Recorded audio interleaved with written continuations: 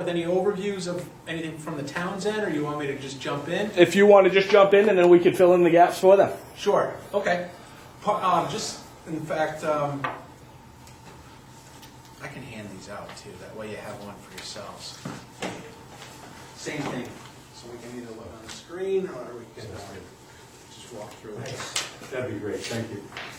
So for the viewing audience at home, we'll use that one. Yes, absolutely. Thank you. There's a bat. I'm sure. So I just want to, some of this, I'll make good use of your time. I just want to get on the same page about some overview of a TIF. And some of you may know it, and others may not, and then we can answer some questions. And then I'll end with some of the information on the specifics to the project, and then we'll take questions as we go, because I want to make sure that people understand the TIF. And Todd, let me know if I'm in the way. Okay, no, you're fine, Jim. So I guess I'll just stand up and do it from here. So in order to understand TIFs, you have to understand the property tax in Maine and how it relates to valuation and economic development. And so when you have an increase in property valuation, either through any kind of development, it has impacts on the town's valuation that's done by the assessor, and then that gets reported to the state, and the state determines what the state valuation is for the community. That number is then used in three very important formulas, fiscal formulas. One is it's used as part of what the town of Arundel, through its district, gets for state aid to education. The more valuation you have, the less state aid that your district gets, because they assume that you're a wealthier community.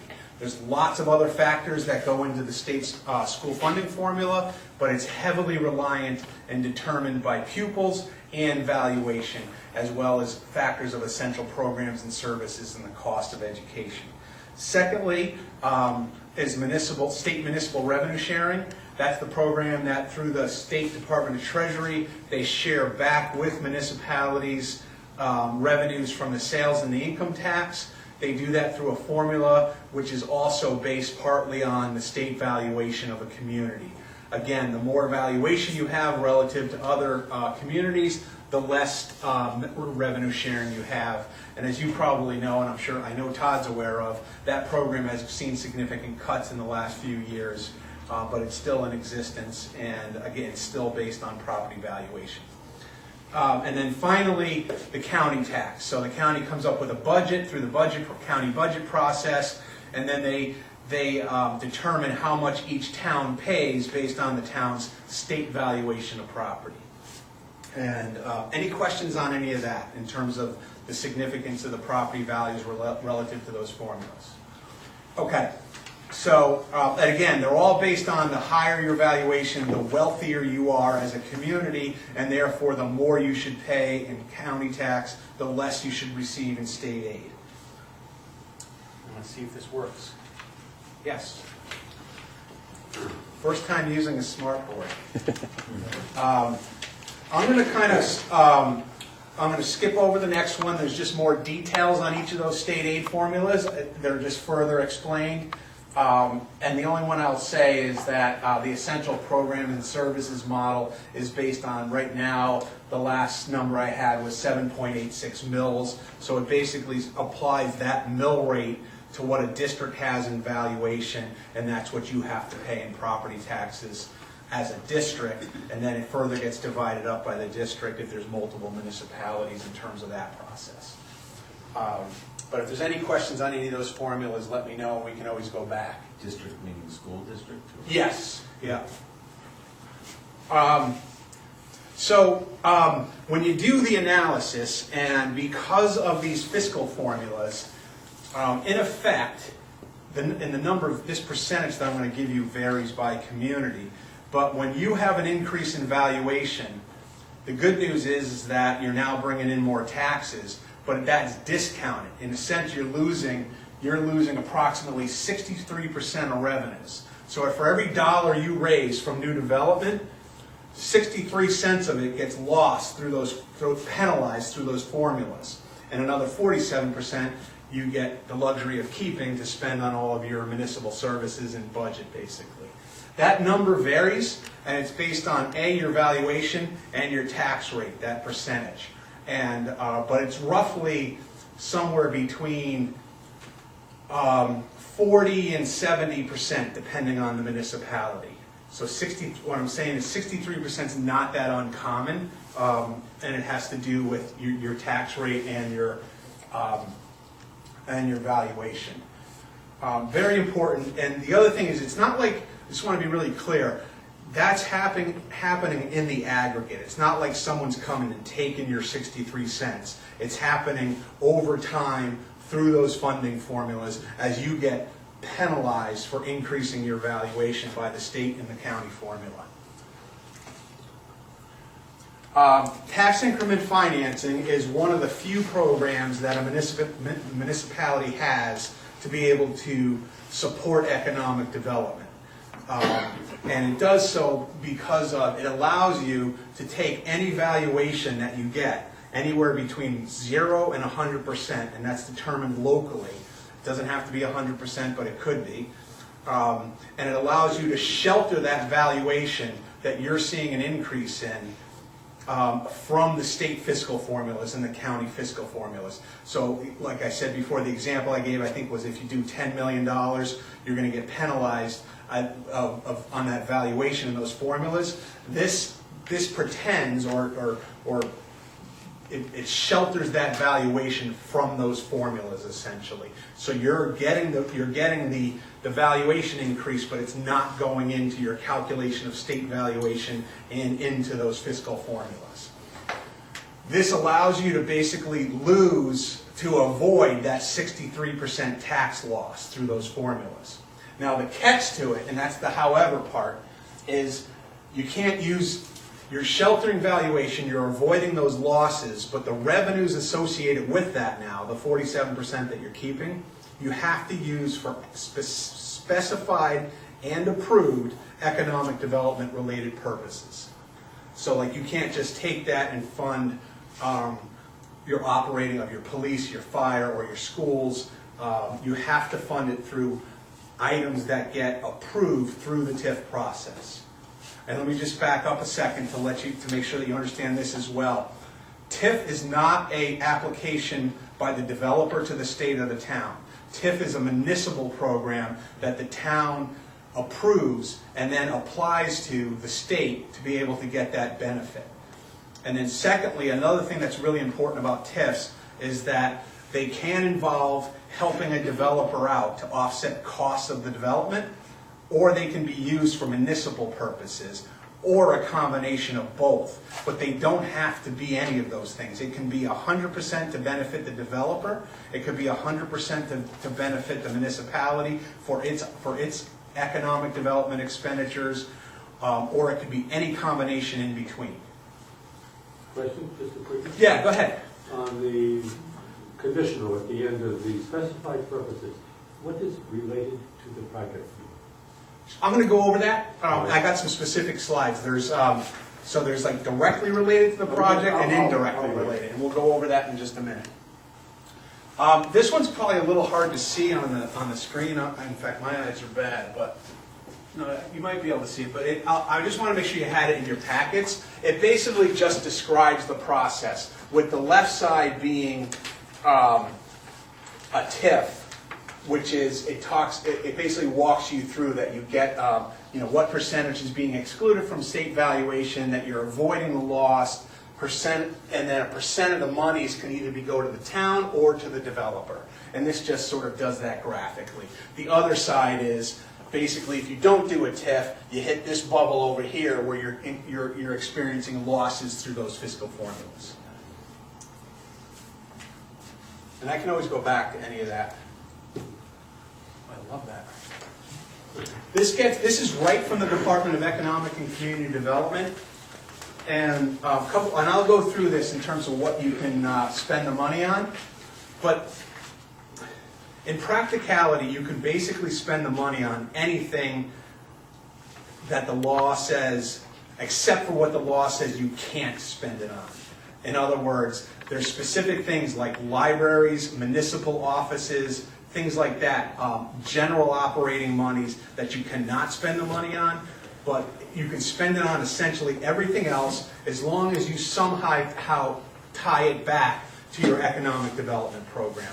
And think about it, economic development can mean a lot of things. It could mean infrastructure, roads, sewer, water, those kinds of things, utilities. It could mean public safety to support industrial development that you may not have had before. It could mean programs for workforce development, those kinds of things. So it's economic development in a broad sense, including like economic development marketing.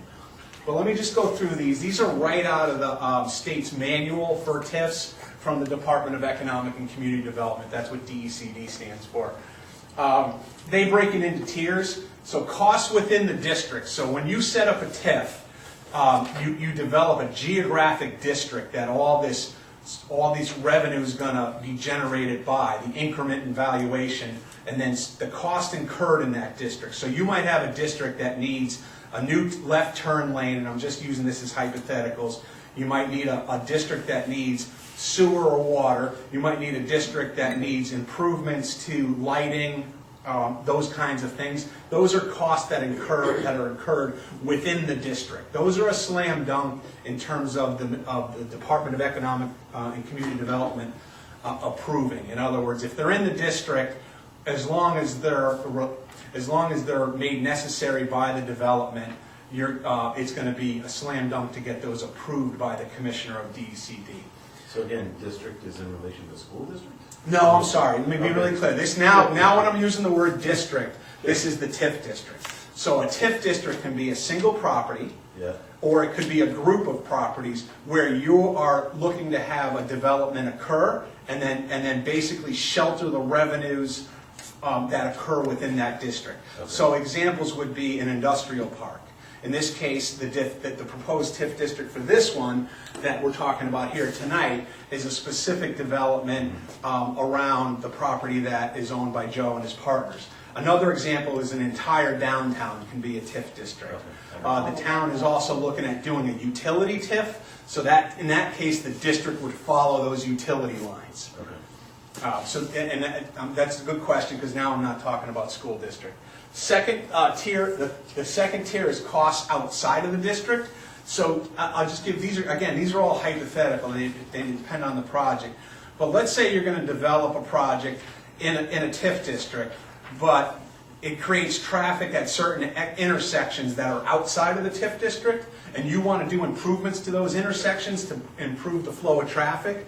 You can make those improvements to whatever is needed for that roads and intersection, and those are allowable as Tier 2 expenditures. And then final, but they're directly related to the district. In other words, the district's going to increase traffic. You have improvements that are needed to be made in other parts of town, but they're completely related to the development that's going to occur. And Tier 3 is the catch-all, basically anything else related to economic development. So that would include whatever the municipality deems important and part of its TIF plan for supporting further economic development. It could be things like a marketing plan, like an economic development plan, like impact studies, those kinds of things. And I'll quickly go through some of those, just as some examples. Tier 1, so those things within the district: construction, demolition, acquisition of equipment, financing costs by interest paid to holders of debt, basically, so you can use it to retire debt. And I don't want to go through all of these. I'm just trying to tell you there's a lot of possibilities of what you can do with TIF money, and it's specified in law. If you have planning, if town was going to do a big development project and wanted to TIF it, but it has to do special planning and environmental studies, it could pay for those based by using the TIF to support those costs. Reasonable administrative costs, again, related to the project itself, and impacts, like if you were requiring impact studies and things like that. Again, these are all Tier 1. Tier 2 would be sewage, common ones, and I mentioned the street amenities, but things like fire station improvements. So let's say you were supporting a new industrial park, but the town didn't have the right kind of apparatus to put out fires or suppress fires at industrial parks. Well, you can make the case that you need new apparatus in town. That's outside the district, but it would be fighting fires within the district, essentially, suppressing fires. Other improvements, mitigation of adverse impacts, public safety. Tier 3, and this is why it's the catch-all. You can see that it's basically whatever you would include in an economic development plan, if you will, could then be supported through a TIF. And the thing is that the Department of Economic Development is going to look at this town application and say, is it reasonable on face value? And as long as it's not disallowed, they're going to defer to the municipality as it being important. If it's, again, you might not be able to expand your community services program for after-school recreation because it's going to be very hard to demonstrate that that's related to economic development. But outside of those extreme cases, pretty much anything is doable, except for the libraries and the administrative offices and things like that. Even like childcare, if you made the case that in town you're going to be having this new development and it's going to create more kids and you're having a problem in terms of workforce and childcare, you can even do things like that. So it's pretty liberal. Recreation trails, transit activities, art districts. So with that, I'm going to talk a little bit about the project itself, but before I do that, any questions on TIF itself? Because I'm trying to make it simple, but it's quite a bit of statute. Yeah. Is this like how much do you get per town to use? Like, can you do this endlessly, or is there a limit? Or It's a good question. 15% of the acreage. There's a limitation, so the state doesn't want it. They want you to use it for targeted economic development and not just TIF the whole town. So you can only TIF up at any given time within your TIF districts can only be 15% of all your acreage in town. What's our acreage? We have 26 square miles, so I don't know that calculation off. 40,000, whatever that is. And then there's another limitation as well, valuation. A certain, I think 2%? Is it 2 or 3? I don't know if that was part of the revision, but I think it's 2, I've got Yeah. here. 2% of the the total valuation of the community can't be held within that TIF district. Yeah. So Otherwise, you would TIF everything and basically shift all those responsibilities for those funding formulas to all these other communities. So that's the limitation. And when you actually apply to the state, the application actually requires that the town calculate that and keep track of that through the assessing office. Have we done It's roughly 15,000 acres, right? Have we done much tipping yet, Todd? Or no, the seasonal cottages and the CMP TIF will be the first two that will go before the town. Ever? There are no other TIFs in town.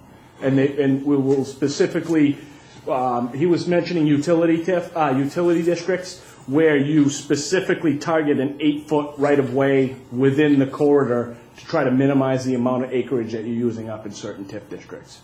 So that you're not, because the state, like Jim said, if you take this to the nth degree, you could TIF every building in town, still be below the 15%. well, it seems like we run into the other percentage before we get the Yes. acreage one. Yeah. The financial one. Just Absolutely. point of clarification, I might have an outdated, I got the statute here, but it says the acreage caps is 2% per any particular TIF district and 5% of the total. Does that sound right? Maybe that's. Yeah, it does sound I right. can't quote you on the 5%. 5%. So of one TIF. project can't be 2%, everything And can't the be. aggregate total of all the acreage within TIF districts can't exceed 5%, unless that's changed, we can check that. And the value cap is 5% as well, not 2%. I thought. Okay, 5%. 5%, yeah. And needless to say, now this is a fairly large project, which I'll explain, but it doesn't even come close to pushing you up against your limits in terms of that. And there's towns, again, it's up for each town to determine what their policy is, but in terms of how often they TIF and what kinds of things they TIF. It's a fairly common used tool throughout Maine, and some communities will do, particularly cities will do, and I know that's different than Arundel, but they might do 10, 15 TIFs at a time, essentially. So, yeah, there was a question Yeah, here. that was gonna be my question as far as, didn't they put a statute of limitations on how many can be done at one time? Not that I'm aware of. Since we have, We have what, none. we Right. but- Yeah, yeah. I think it's limited to that acreage. Yeah, The that's where only the one that I'm limit aware comes of. in, not in how many. And then the other thing I should say about TIFs is, and I can go through some of the fiscal formulas here, but the other limitation is it's not forever. It's up to 30 years, and the town can decide whether it does less than 30 years or up to 30 years. But so you can't, this sort of district is alive for a 30-year period. It can be amended over time. In other words, if other expenses come up and you want to use the TIF for different things than what you originally specified, or if there's an expansion to the property that wasn't part of the original TIF, you can go and amend it. But I will say this, and Todd, correct me if I'm wrong, any amendment would require town meeting approval, because in your case, you're a town meeting form of government, so that's the elected body that needs to approve the TIF, and any time down the road, amend the TIF. Just to shed light, there's 640 acres per square mile, so we have 16,640. 830 acres or so could be, right? Yeah. That's right. All right? In totality. So I'm going to talk, we can always go back, but I'm going to talk a little bit about the project, and then Joe and Rick can chime in too with more details on the project. Arundel Kennebec Cottage Preserve is seeking to develop 195 acres, and it's on Portland and Mountain Roads. And it's to be used for seasonal resort cottages. So these are cottages which can't be lived in year-round.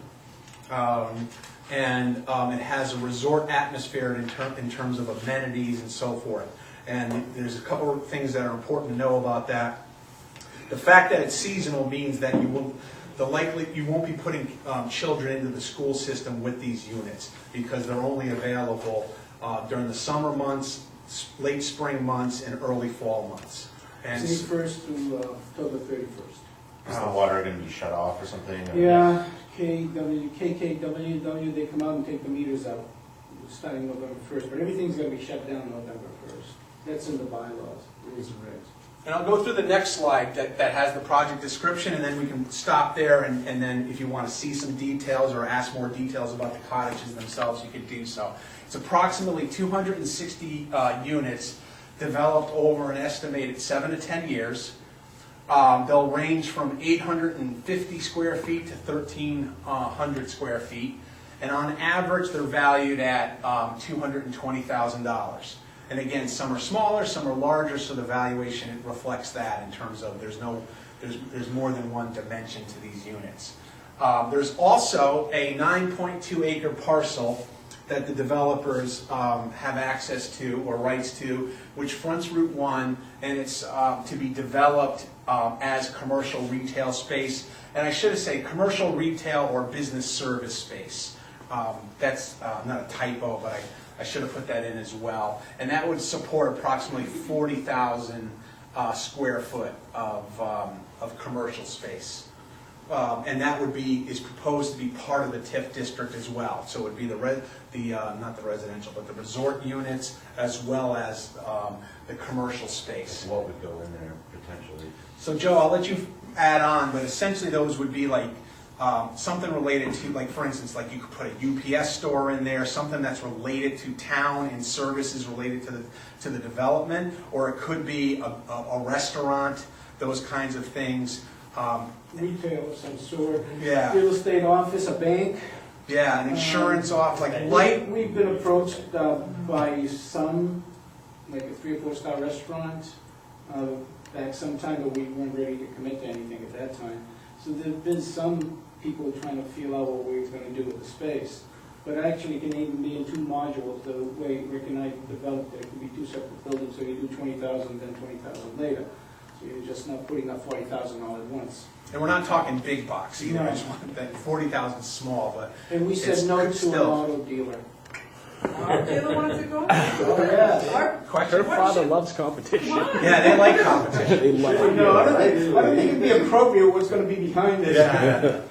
I'm just curious, you obviously are not doing the first one of these that's ever been done, so are there models in Maine that are like this? Howard Hall, are you Go ahead. familiar with him in Wells? No, I'm not. Okay, Howard started Summer Villages, and it's right on Route 1. Yeah. And this was back in 2004, 5, 6, 7. He had 245 units, and they were from size of about 650 square feet to 850 square feet. And he was selling them as high as 245,000, 250,000. Right. Sold out in about 4 years. And the He time then period- developed The time period of this was the 80s? 2004, 5, 6. Okay. Then from there, he went to Sea Glass, which is just south of where he was with Summer Villages. And at the same time, he started one in Westford, Massachusetts on a lake. Now he's doing one in Canada. The one at Sea Glass, he's getting up to $240,000 a unit. But in there, he's got some mix too. I think he's got year-round homes in there, and he's got some for 8 months a year. So he is now to the point where him and his son have started a company where they're going up and down the East Coast buying out parcels to do cottage communities. And they're doing very well. Now in Wells, over by the college, there's another developer, and he's doing, I believe there's 75 of them, or 80. They're prefabs. He's just about sold out, and he's anywhere between 185 and 200. And that's in Wells too? Yes, that's in Wells over by the college. Rick, you know that college? College, you have a college drive there on the way to, I think it's, York County Community College. Oh, York County, yes. yeah, Yeah. on the Okay. right there. It's a And then the perfect- same gentleman is doing one up in Old Orchard, It just did one in old, yeah. It's right on Route 1, I think it It's is. called Summer Winds. Summer Winds, and he's just about sold out. So nothing around here but No, Wells and, Yeah. okay, And that's a what's little- going on.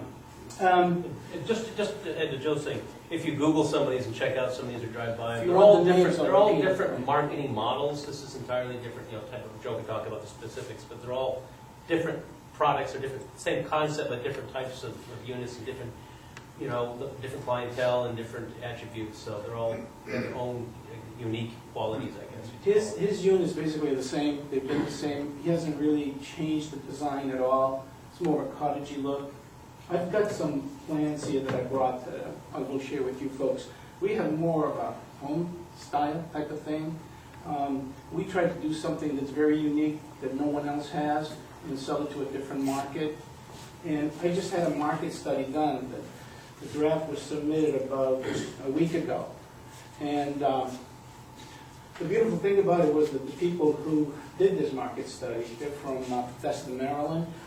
It's called RCLCO. You can Google them. They're pretty well known. They do some phenomenal work, not only in the United States, but internationally. When they came in, when they first started looking at this, they were pessimistic.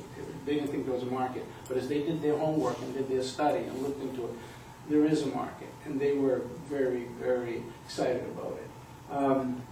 We can average anywhere between 185 to possibly up to 260, but we're carrying the 220 to be reasonable. We have a number for planning, Okay. yeah.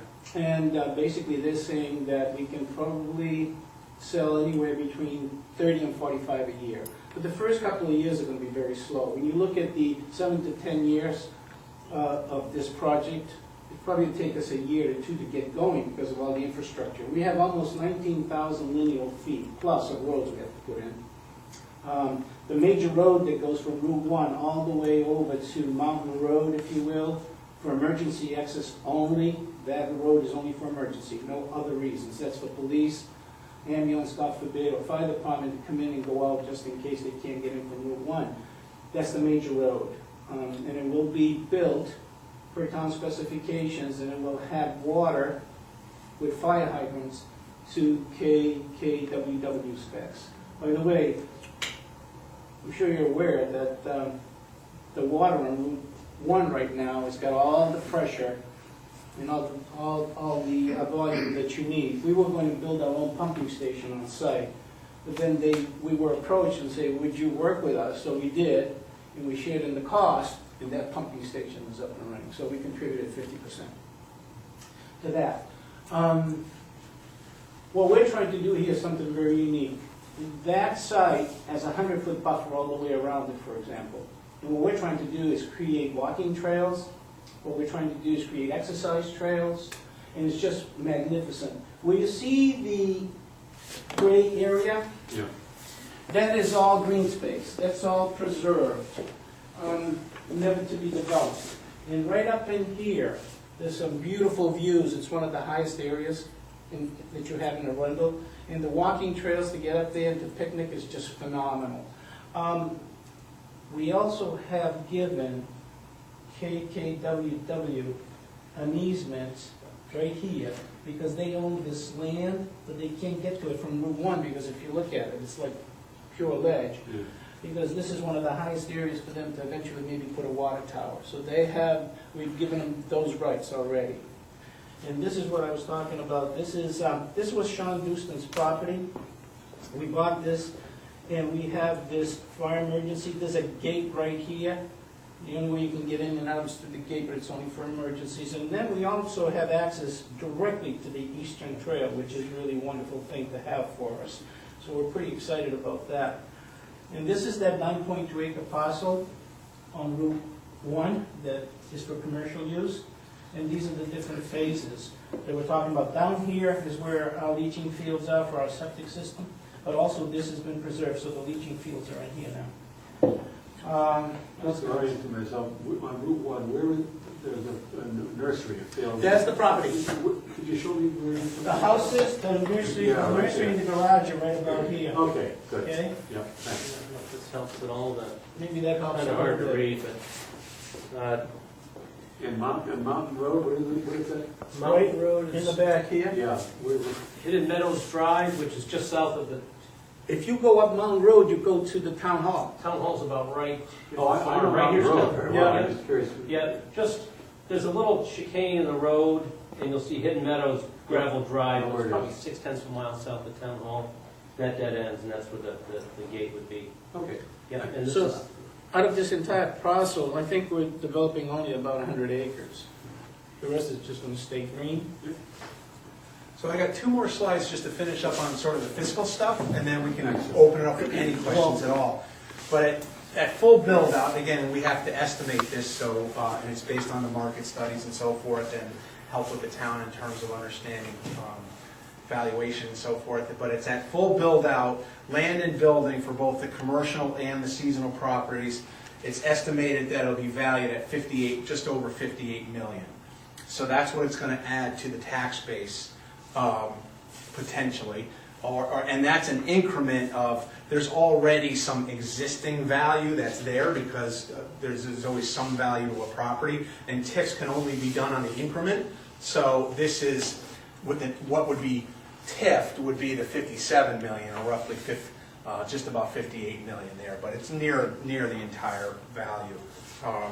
And then what's being proposed is a partnership with the town to do a 25-year TIF agreement with the town. So it's less than the 30, but it's still a substantial TIF. And then in terms of what that means is TIF revenues. Now again, so for the 25 years of the TIF, revenues would come in, roughly 51% would be shared, would be retained by the town in the TIF development fund and used for economic development purposes, and then roughly 49%, so almost 50-50 split. 50% would be returned back to the developer each year for 25 years to support the costs related to the development. And some of those costs relate to the fact that this site has a lot of ledge, a lot of roads that got to go in, the kinds of improvements that would make this site work for the investment. The town avoids its revenue losses because of the tax shifts of 12.5 million and an estimated 10 million in net revenues to the town during this 25-year period. If you did not TIF it, you would, based on those fiscal loss, you would be getting about 7.5 million due to that sheltering effect of the valuation. So there's a net benefit to the town by TIFing, even though you're giving money and allowing the developer to get a tax credit, essentially.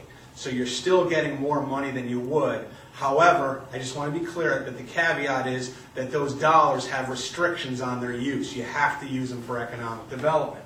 So The idea here is that if you are interested in economic development for the town, and you have expenditures that you know you're going to incur over the next 25 years related to infrastructure, related to economic development marketing, related to other economic development activities, and you tie those into the TIF, it's a win-win. You get to do those things, you avoid those tax losses, those shelters, formula impacts, and the developer gets to do their project. And realize the other benefit to the town is that after the TIF, and I know it sounds like a long time away, but this is a development that is proposed to be in place for a long period of time, well beyond 25 years. At the end of all this, you have a fully paying, no TIF development that otherwise would not be there. And so I always point that out, though, like TIFs are not just meant to be a give back to a developer. There's cases, in this particular case, it's sharing the revenues with the town, it's getting economic development that would otherwise not occur, and it's allowing the town to advance its economic development program. And when you combine it with the utility TIF that Todd and Tad can talk about down the road, that provides a pool of money where now you can say to yourselves, if we're serious about doing some economic development, this allows us sort of a jump start to do that.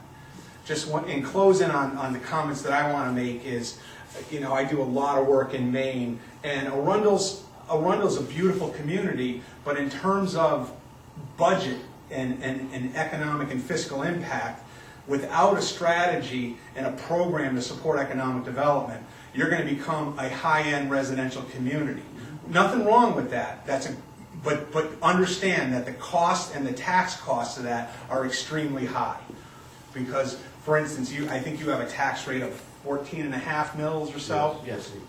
Not too bad compared to like Biddeford and Portland, but look at Scarborough with a 30% commercial tax base. It has a lower tax rate than Arundel, and it has full levels of services. So these are decisions you have to make as a town, but if you're just going to, things are going to happen, and if they're going to happen residentially, without a balance in commercial, it's going to put a lot of fiscal stress on your community. So with that, let me just open it up to any questions. I was totally following all the economic stuff until this very last part. So I can understand what you were talking about with the shared revenues in the state and how we can shelter some of the money and all that kind of stuff, but I didn't understand exactly what the balance was between the town and the developer and how the win-win situation all works out. Yep. I didn't quite follow that whole. So I'll try. And that's a normal question, and then we actually do have some detailed tables that we shared with Todd and Tad that they can make available. They just don't lend themselves well to overheads. But essentially, let me just make it break it down again and just make it even simpler, more simple. This proposal specifically is for a 25-year period. Any new valuation coming in, Yeah. the 58 million over 25 years. The tax rate's going to be applied to that each year as the development occurs. 50% of that money goes off the taxes due by the developer. They get a tax rebate, if you will. They don't call it a rebate technically, but that's essentially what it is. So if they're paying X in taxes, 50%, they pay less, that they pay 50% less. So that's the developer side. They're going to get a tax break of 50%. So let's say they're being taxed 10,000 right now, and they develop it up to where they're being taxed 100,000 next year. They would get 45,000 of that 90 grand above the 10 grand. They would get to keep that Yes. to put towards their development. Yes, to Okay. offset the development cost. And then- Go ahead. But so we're not collecting that, but it looks like we're collecting that to the state. We are.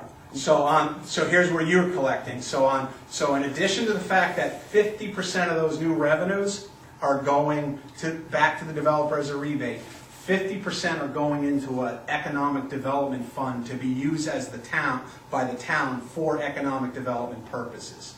And then the net effect is that 50% that you're getting back is roughly $10 million.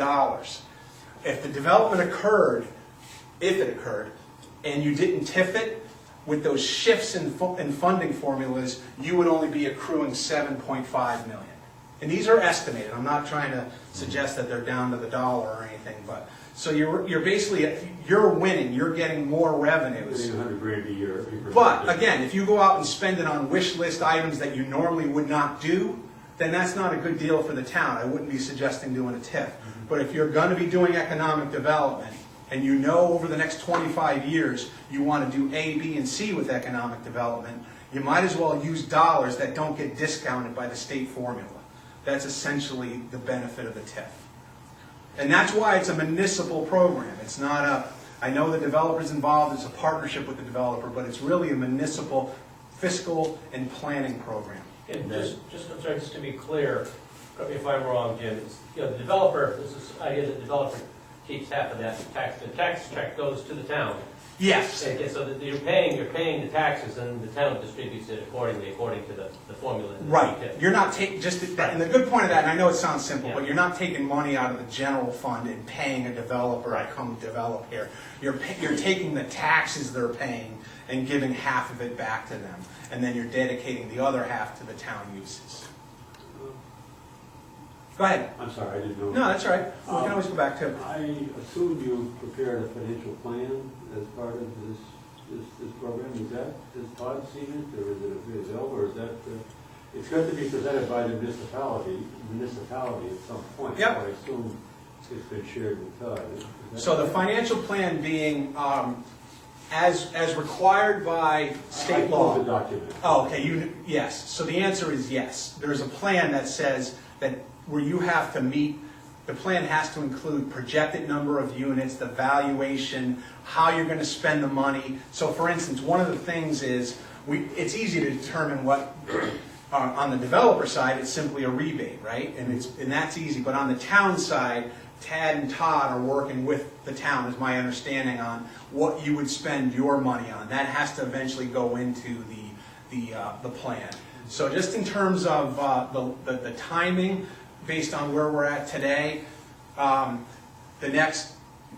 order to get this, it has to be approved by the end of the tax year, so that the revenues, when it starts getting developed next year, that can be captured in the TIF.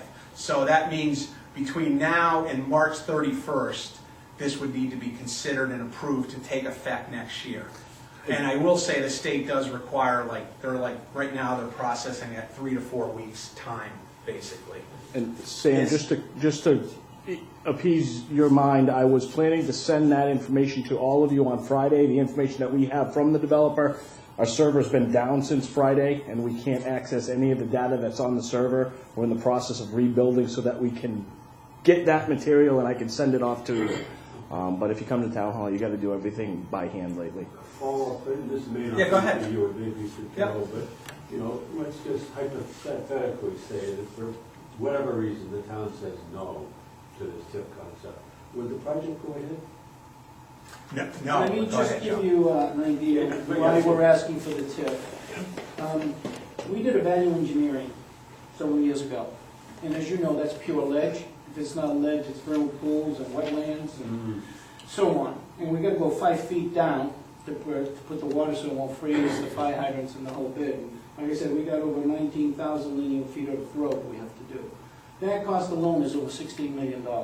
You start looking at what's going on in terms of cost to build today with the new energy codes, which we have to meet, Right. even though they're used only from May 1st through the end of October.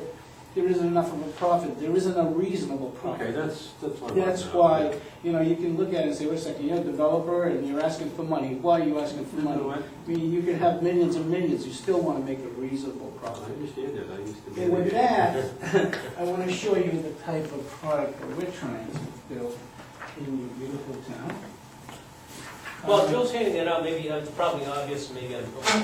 I can go through it with you. What you have right there is the community center. And we have several options with this community center, but what it Now, does... where is that in relation to the map? That's the top, Can you right? show that, please? And Probably Rick, the colored one may show it. the, This is actually a phasing plan, that's why there's different colors here. Right, it's Right. 5 phases. You can sort of imagine it's a five-phase plan, and The nice thing about it, we can skip around, that's why we don't have to go 1, 2, 3, or A, B, C. So is that why you, I was Yeah. wondering why there weren't numbers, but, Yeah. but, obviously, That's that, right, right? that orange is gonna be developed, you just ran out of ink, is that? yes, it's a plotting thing. No, Okay. It's a plotting thing. It's a plotting thing. Here is the community center Yeah. right here. This is Route 1. Through one, right? Okay. Our models are gonna be here probably, and this is the community center. This is our septic Yep. distribution area down here. Yeah, Okay, Okay. and that's the 9.2 acres there. And again, up That's here, up in the we're back gonna get end into of the Mountain Road, yeah. and this is our way to get to the Eastern Trail. This is their Eastern Trail. So that, if you flip through it, it shows the curvature. Basically, I'll take this for a minute. This is what the concept was, to basically understand what Maine is all about, the type of architecture and the kind of, I guess, space we want to create and design we want to create. So some of these designs are incorporated in our community center. So if you go to the next page, for example, and I apologize, it's oh, upside you're down. down. Yeah, I guess I was. It's much better that way. Yeah, so this is, some of the things which is directly seen through. At one time we had them with corridors and they were closed in with glass. But as you can see, different options. We even had one with a silo too. But it goes with the road. That's the idea. So you may not see it, it looks straight, but it's not, it's got a curvature to it. Just different tops. Here's the silo. Kids usually love things like that. But we haven't finalized this. This is some of the water features, for example, because we have a lot of ledge and we've got water coming off the ledge, we captured it and put it back into the pool, so to speak. Make it look like a cascade. But we also have a pool for the toddlers, so we have 2 pools at the community center. For the adults, there's some architectural rendering as to what it possibly would look like. Sure. These are what the different villages look like. For example, as Rick and I were planning these things, you look at this village, you look at a little village here, not everybody has a parking space next to their cottage. Some have to walk to it. They park, for example, in the center here, and they walk to their cottages. Others have it right next to their cottages. We have to consider the people that need to be close, so we've done that as well. So that's the kind of an environment that we're trying to say. Now, if you go online and you look at summervillages.com or seaglass.com, and you look at their cottages, they don't look anything like this. This is totally unique. This has got a 10-page. Those are bigger than, what'd you say, 850? 850. That ain't good. It's Yes, bigger than they are. 13. I'll show you the footprints, trust me. This is, for example, the Acadia. We try to keep Acadia, birch, Costco, things of that nature. And even the roads, the names we pick for the road, we try to keep it historical in Maine. But as you can see, that's a 10-12 pitch, and we can get a loft up there, for example. Okay, now, this has all been approved through the planning board and everyone else, and I even went to the extent that we created construction drawings for these and submitted to the building permit, to the building department for a building permit. And we have the approval to go ahead and build the models for them, for example, because there's 4 of these. And even before we put in the septic system, because we can use holding tanks, we got that permission. So this would be the Acadia. Now the floor plan, there's 2, for example. And if you go online and you look at the what's in Wells versus ours, you'll see a big difference. But we tried to get at least a couple of bedrooms downstairs on the first floor, plus a large bathroom, kitchen. But then we have options here. We can do an enclosed screen porch in the back. We can put in another half bath if we want to. So rather than just 1 bath, we'd have 1.5, which a lot of the competition, I'm not even going to talk competition, the other side does not have. But with this, then we can go to a 2-story. So you end up with 1 bedroom downstairs with the Acadia. Again, you have these options where you can expand if you want to, which would be great, which would increases the tax base. And then what you do is you go upstairs, and upstairs you can have another bedroom and another bath. So here you end up with 2 baths 2 bedrooms, 1 up, 1 down, and you can put another half bath in if you want, and add additional screen porches. Now, the way it was designed, and thank you to the planning board and the town of Arundel, basically what we've created is a footprint that says we can build within this footprint. We can't go outside of it, but we can stay within this footprint. And with that, it also gives us space between units, instead of being really crowded where sometimes you can shake your hands with the neighbor. And so we really have spent a lot of time thinking it through and creating something very unique and very beautiful. So you can see the difference. Yes, it looks like a house. Yeah, no, definitely. And that's what we try to do, is to create something that people can be proud, the town can be proud, and get excited about, because I get excited about it. When I talk about it. It's very nice. May I ask you about your development plan? In other words, you're going to do it in stages, I see here. Yeah. So, you know, you're going to be committing a certain amount of money for the basic infrastructure, the road work, some of the road work, what you need to start. Then you're going to be putting in a phase, I assume, and based on the Correct. success of that phase, you'll move on to other phases. Yes. So I guess what I'm really asking is, what's your timing on the phases and the cost associated with those phases? Roughly, not down to the dollar. Well- What's your starting price is what I'm really looking for. How much, Our cost, not your cost, how much are we talking about developing as phase 1, well, as value? it could be minimal in this respect. We do the entrance. By the way, this entrance on this side is a double barrel. Actually, it's a double barrel, but there's a way that when you come in, you can get into this 9.2 acres. And then when you come out, you still have to go across, but at least when you come in, you have your own direction to the commercial site, if you will. We do have to improve Route 1 about 1,100 linear feet with acceleration lane, deceleration lane, and a paved island, if you will. Most likely what we're going to do is create our models right in here. That would be the beginning, because we have to do a lot of blasting in this area. It's pure ledge, Yes, I know. okay? And so as we come in, that's what we're dealing with. That's very expensive. And there's a lot of money that has to go into the marketing. Now, in terms of the marketing, I've been working with Kemp Goldberg out of Portland, Maine. And they basically do our branding, our advertising, type of advertising. Where are we going to advertise? And we're talking about millions of dollars over the stage of life of this project, but a lot of it is up front, the first 2 years. And we're talking about probably spending $1 million just in these things up front, creating the models, doing a lot of development, and then getting into get this road going, because eventually we're going to have to put in the septic systems. Because as people want to start moving in, we need to give them the septic systems. So is all the risk capital coming from the developer? Yes. Or is the town doing any No. bonding or anything All like that? from the developer, every nickel. And then, that's another, I just want to make sure, add something to that point too. So, the town is not on the hook for a fixed amount over 25 years. It's a percentage. So that the tax rebate or what you owe the developer is only based on what they generate.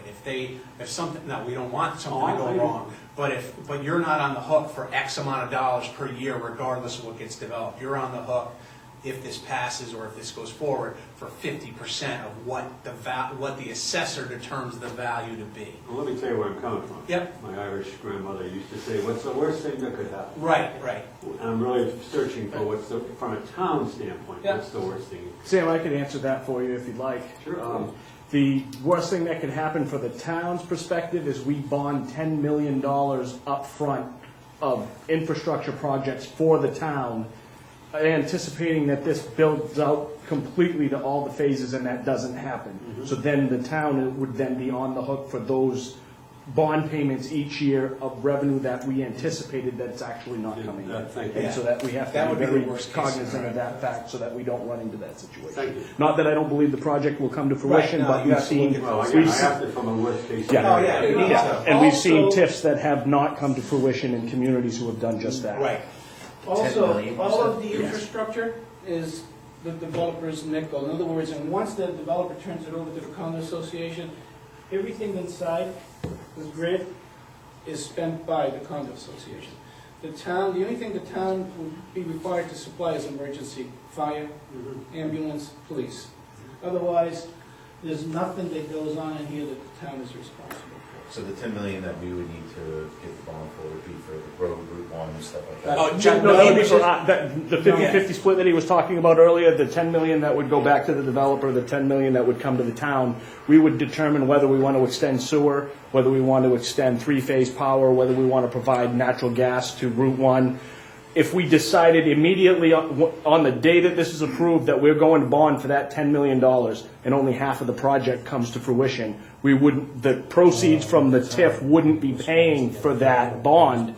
Now the tax dollars would have Now to the pay for tax it. dollars would have to go up to pay. Yeah. Okay, so do we have to do a bond like that? No, we do not. No, and that was just illustrating Sam's worst-case scenario. Yeah, I just want to be clear, the town isn't proposing going out and doing all that bonding originally. We have the That's ability yet to be spend it determined. as it comes. There's been some revisions to TIFs this past session where 8 years down the road, if we decide, okay, this is going to make it to fruition, then at that point we could bond to go If we wanted beyond. to play it safe, we can spend the money as we bring it in. We get- Absolutely. we're You not can on do the a, hook for yeah, there's all anything. different ways of doing it. Yeah, Capital absolutely. improvement plans, bonds, or just flat out waiting for the money to come in And then pay for something. committing the money once it comes in. And to answer your question, no, this is, That's all the developer's cost. yeah, that's all it is.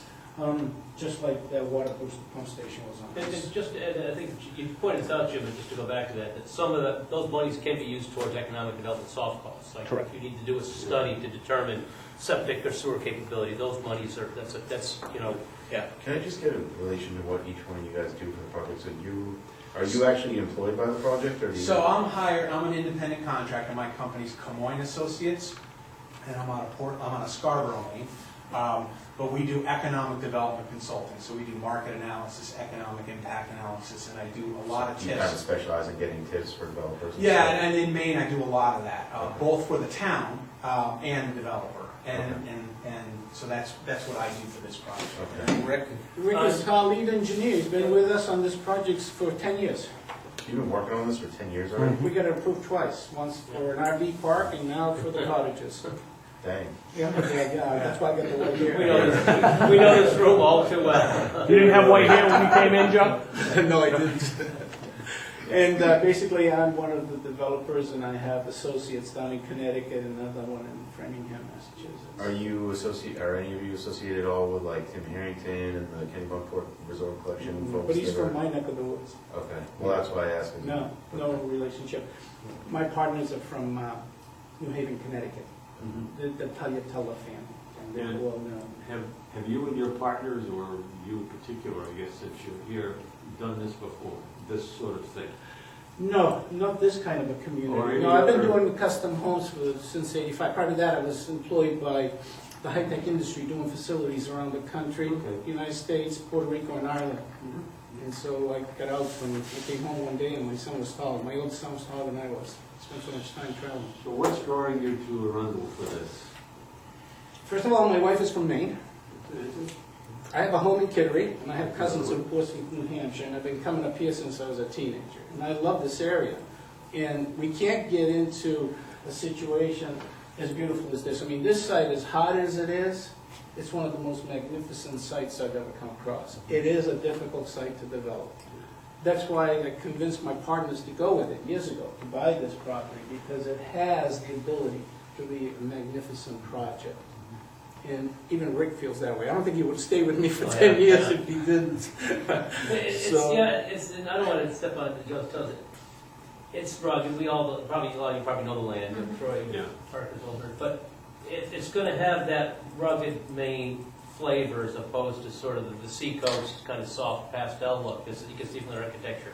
It's a completely different model than the ones up the road. You know, those are fine for what they are, but it's a different type of a project, where nature, it's gonna be, like Joe said, hiking trails in nature, having a recreation director and having the kids in programs, and possibly like a van or talking about the shuttle. Well, even the trolley, we've been talking yeah. to trolley folks Take it to about the getting the beach, trolley, yeah. so to keep the cars off the roads and have the trolley take them downtown, to the beach, pick them up at a certain time, there's a route. Or we can have private buses. There's movie theaters, there's shopping centers around. So who's your target market here? Yeah, I Basically, want to a lot- find your No, proprietary stuff, but I Massachusetts, don't- we did a market study. We did a market study, it just came in about a week ago. And like I said, they were surprised. At first, they didn't think there was a market. There really isn't. It's a unique market for us because we have a unique product and a unique site, and they're very high on it. Massachusetts, New York, Connecticut. Right, the usual. We get people, I mean, I have people from California, they have RVs, you know, the $200,000 or $300,000 RVs that they take south. Well, they have family in New England. Some of them would love to live here and then go south in the winter. We have some folks from Maine, teachers. Be surprised, the one in Westford, there was an article in the Boston Globe basically asking the question, where the people coming from? A lot of them came from the areas because what they said was, hey, I can go to the beach, the lake. My kids are playing there, we can take them to baseball and go back to our summer home. A lot of these folks are going back to that family unity. They remember when they were kids growing up, going to camps and RV parks and so on, trailer parks. They want to get back to that with the family, keep the family together. A lot of these folks are between the ages of 28 and around 50. Then you have the ones that are semi-retired or retired. They want to go south in the winter or Arizona. A lot of cases, they end up coming to a closing with a check in hand. They get very little mortgages, very little mortgages. Well, that was gonna be two questions I had for you. One, are they gonna be built on site or are they gonna be modular? No, stick built. Stick built. This is the way we're going, because I could not get those roof lines through a modular. They Okay. tried, they just can't do it. Okay. Secondly, I actually do mortgages for, Mhm. so how are people gonna get financing for these? Because that's a pretty If tough. you look at Tough Howard spot. Hall, he has 3 mortgage companies that basically are set up, and then he sends people to them. I was talking with someone today. He said, Joe, it probably takes 3 banks, 4 banks, but yeah, we can get you mortgages. And the same thing, he said, most of the time, these folks on a $200,000 item, they may come to the table with $100,000, $125,000, because it doesn't hurt them to take it out of the bank, because at the bank, they're making less than 1%. Here now, they've got a summer place, they've got a place for their family, it's going to increase in value. I mean, it may not increase in the value that it did the past 20 years, until just recently when we had the recession, but it will go up in value, and there's something for their family. They go on vacation, they can even rent it out for a while and get some of their money back, and it works. We did some computations on that. It does work. So But you there will is be- mortgages out there. So you will be allowing rentals and so forth? Yeah, usually you go through the association so we can control it. The association keeps 30% and the homeowner gets back 70%. A lot of the folks I find out that I talk to them that have these places, pass them down to the families, and different family members will rent them out for the season. I'd be interested to know who is actually doing mortgages on them around here, because I get calls on the ones in Wells all the time. Yeah. And I don't know who to pass them on to, because we don't do anything that's considered a condo-tel, which allows, you know, rental check-ins on site, Yeah. plus it's seasonal, so obviously it's not Fannie Freddie eligible, so you're Mhm. looking at portfolio loan programs and things like that from banks.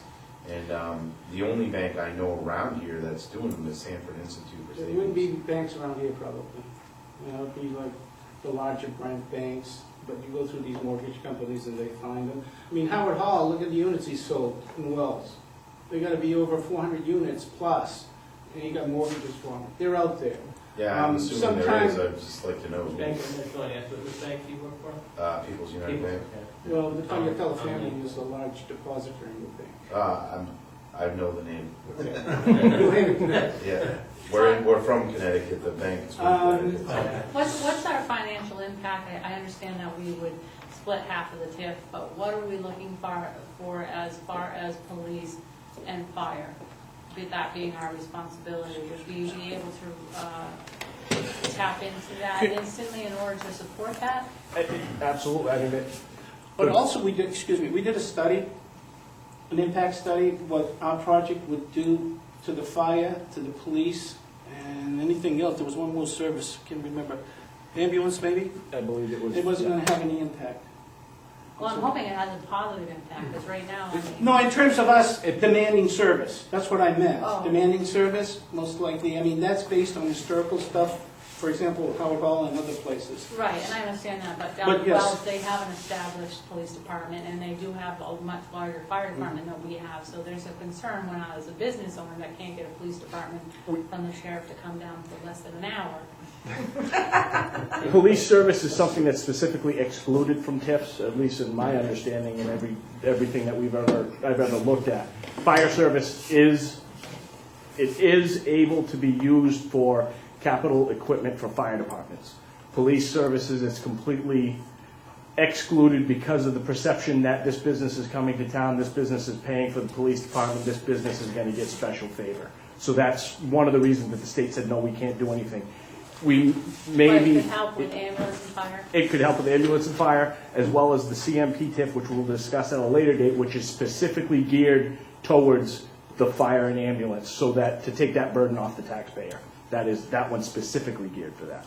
Well, let me also clarify that, because one of the things I also do for a living is fiscal impact analysis.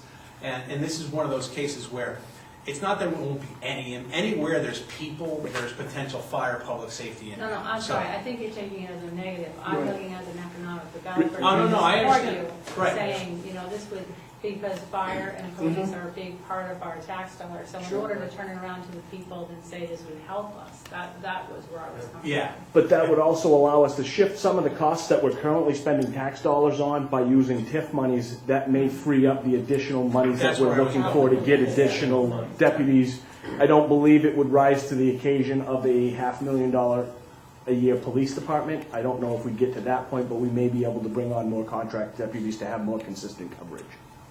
And that last point about, so this is the Economic Development Committee, so understand, planning board's already been involved, and it being a selectman form of government with town meeting, obviously getting the word out and sort of educating and making people aware of what is a TIF, how it's used, what might be the benefits to the town. That's why we're here tonight too, so that it really comes down to support from the Business and the Economic Development Committee around desires to grow economic development in the town of Arundel. And if that's the case, this, in our belief, is a good fit. And ultimately, that's a town decision because you're the ones who do the application. So the questions that you had are good.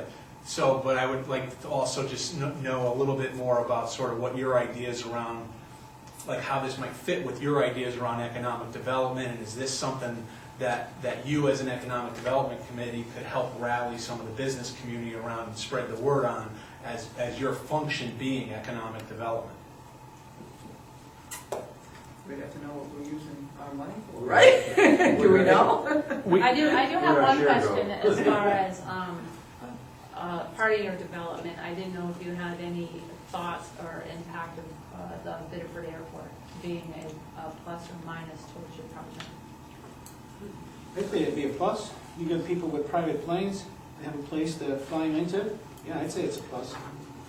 Absolutely. Also, I believe that this type of business will help develop existing businesses, maybe expand. Even though it's 6 months out of the year, it still brings a lot of tourists to the area. The thing that's come through from the town and the survey work that's been done, that you may be aware of, I don't know whether you've shared any of the survey work that we've done, the market survey work we've just completed, but what's come through very loud and clear is the town wishes to maintain the character of Arundel as a rural town, as opposed to, mass development or strip malls or destroying what makes the town unique and special to the town people. So that's the overall, I think, prime directive we're working under. And I believe that's a fair statement. Oh, absolutely. The first thing that comes to people's mind in Arundel when you say economic development is strip malls and malls. Yeah. And, so that's kind of the antithesis of what the Yeah. people want to do. And that's what I'm hoping that we could, This this is a development was balance. very nice, Right. and so forth. I'm curious about the commercial section that you set up here and what might be going in there. Yeah. And I assume that's a significant part of your economic scene. No, not. I don't want to know how much. It's important, but It's not. it's quite frankly secondary. It's secondary. Yeah. And that one, and Joe, jump in if I'm Go ahead, speaking you're for doing a you. good job. That one is not, that's not meant to lead nor be out of character. In other words, the clients, I don't want to call them residents because I don't want you to, I'm calling them clients because they're not year-round residents.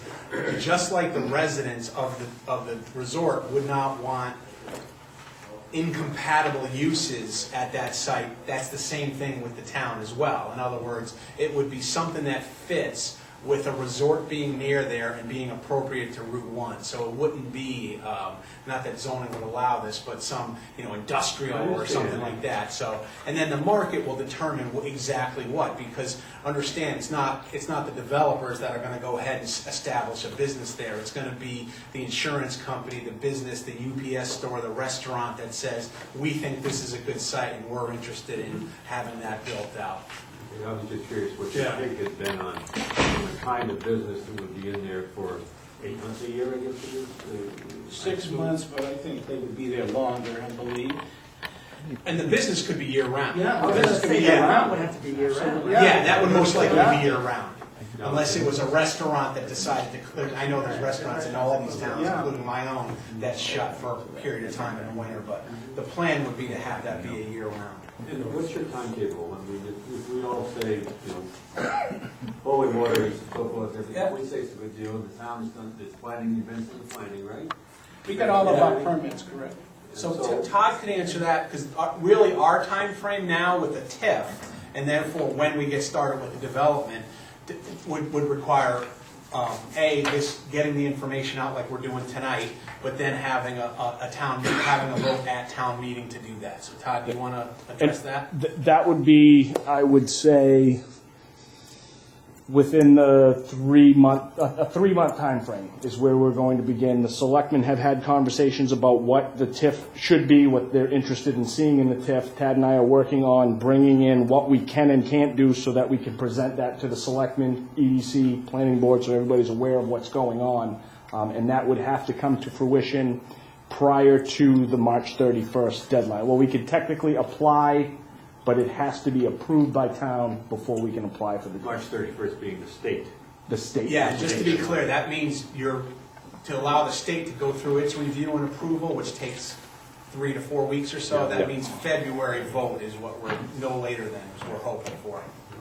I have a simple question as far as, say this plan goes through, I know there's nothing simple about the project, but how many local developers as far as design teams or?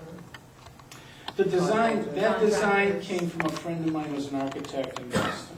Everything else, like we went out, when we were bidding for the infrastructure, there were all Maine people.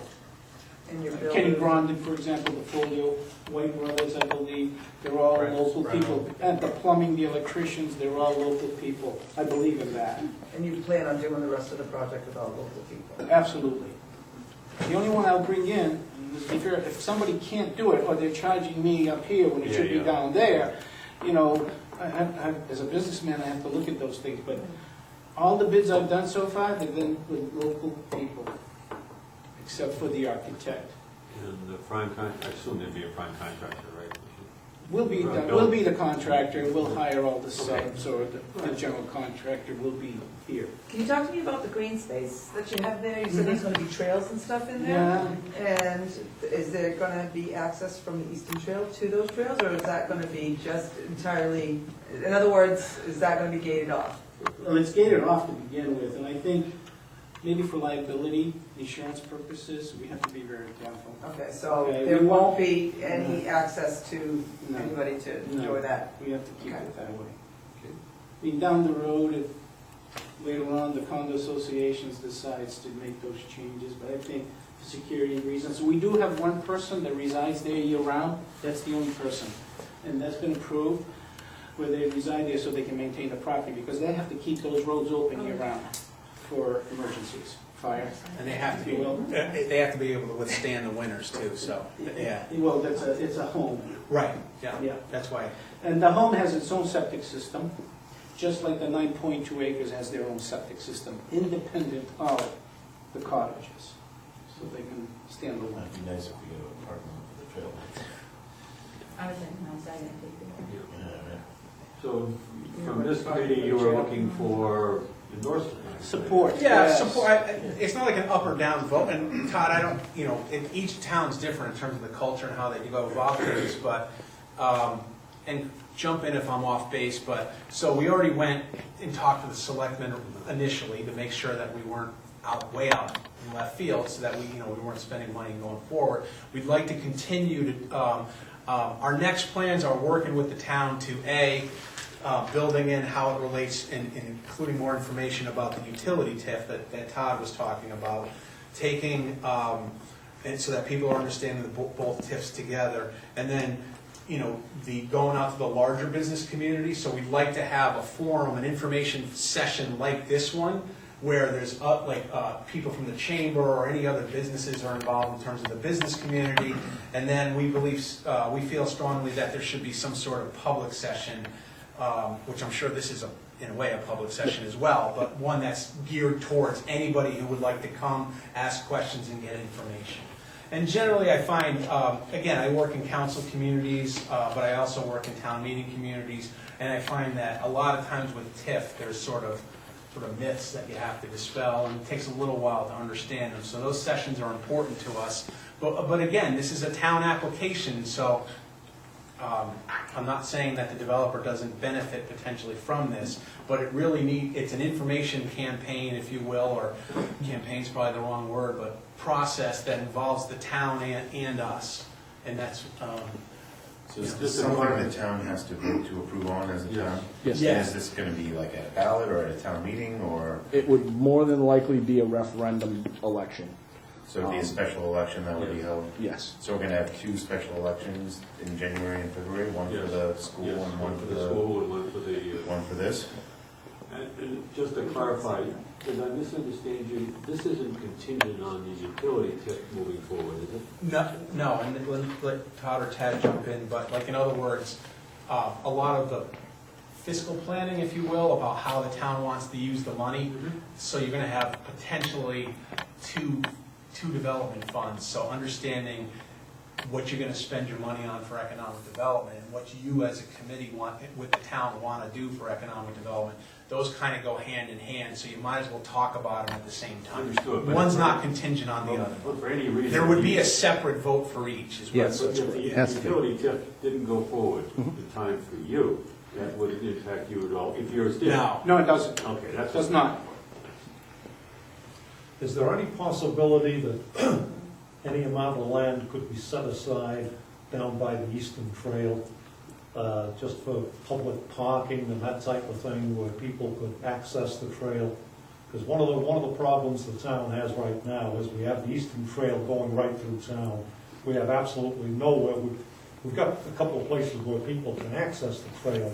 We have nowhere where anybody can park a car. See this entrance right here, that you're talking about?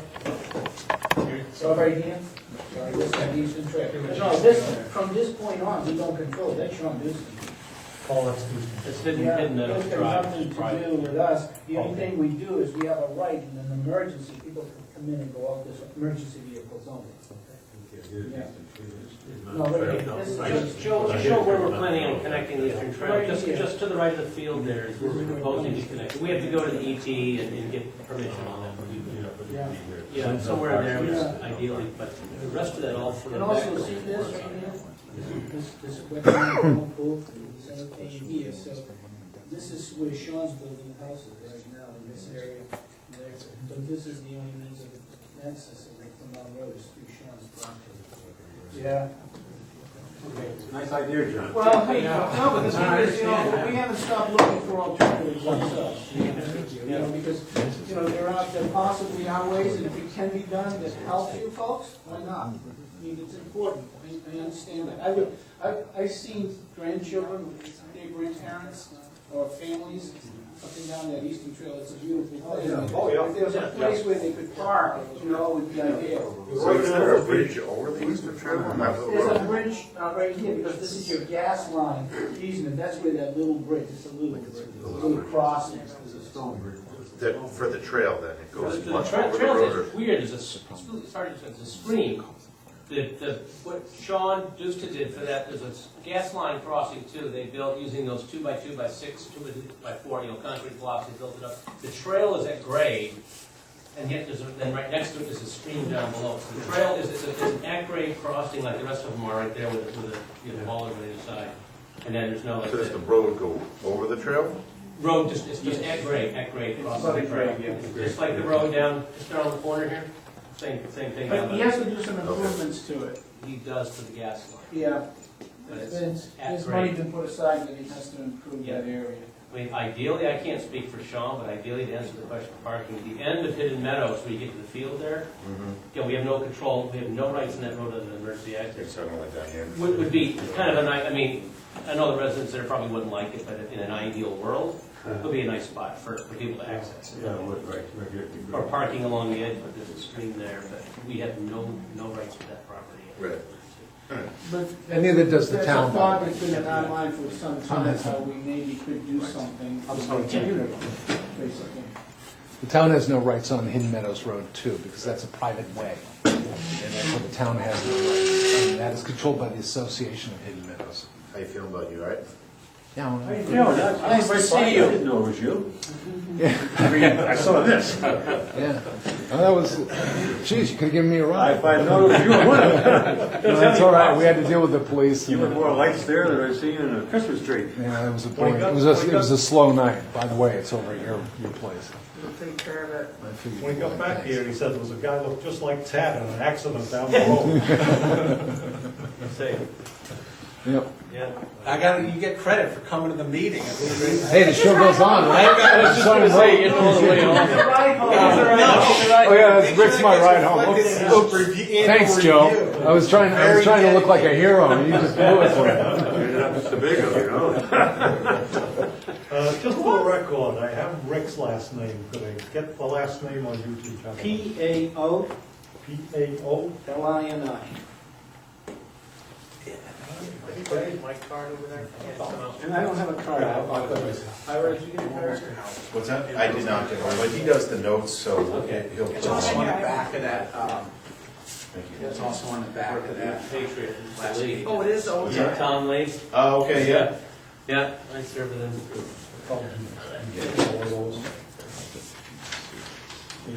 Any other, I want to be respectful of your time, so there's a lot, for instance, you referred to the valuation schedule, so there is a draft valuation schedule that has to be part of the application, that basically says, here's the proposed build out, when you look at 7 to 10 year build out, number of units built per year estimated, and then when the commercial property kicks in, which would be at by year 4, I believe, is what we had estimated. And so there's a valuation schedule in there that will be looked at by the town again and the assessor and so forth, so that they're comfortable with it, and that has to go into the state application. So I don't want you to think that year 1 it generates 58 million. In fact, it goes something like You said 7 to 10 years. yeah, it goes something like, the increment goes like 5 million, 12 million, 26, 35, so on and so forth, until it kicks into fully developed. One thing that Jim did was he kept the evaluation of the tax rate the same throughout the TIF, 25 years. Yes. 50 carried it right through. So at the end of the 25 years, you no longer get a tax break, and we no longer get the shelter. Right. Correct. Sure. Correct. Then the state It's revenue just sharing regular will be taxing, it impacted. goes. Yep, it's just like any other access to development. It is what it is. Yeah. Okay. I think I got it. And the great thing about it is, since there are structures as opposed to originally mobile home, or I should say RV park, the value appreciates rather than depreciates. Yeah. Over the long term. Yeah, and again, the direction from the town, we're very concerned in our estimates because we don't want the town thinking that it's going to get this massive windfall. We want to be very concerned, so we didn't build, if the tax rate increases, which it most likely will, and I know other people can't say that, but we all know that taxes rarely go down over a 25-year period. So that'll actually increase the revenues. The other thing is we built in a very small, a 1% increase in annual valuation starting in year 8, which is very conservative for market studies. So those numbers, by the way, we could adjust based on we're looking for guidance from Todd and Tad on those. The model essentially is your models and your projections that we're helping do basically. I have a question for you. I've seen, I think, 3 different names. What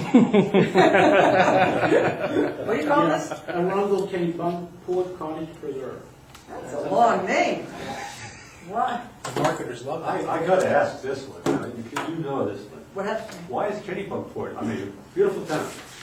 This time, you folks were part of Kennebunkport. Kennebunkport was part of. No, they were part of Arundel.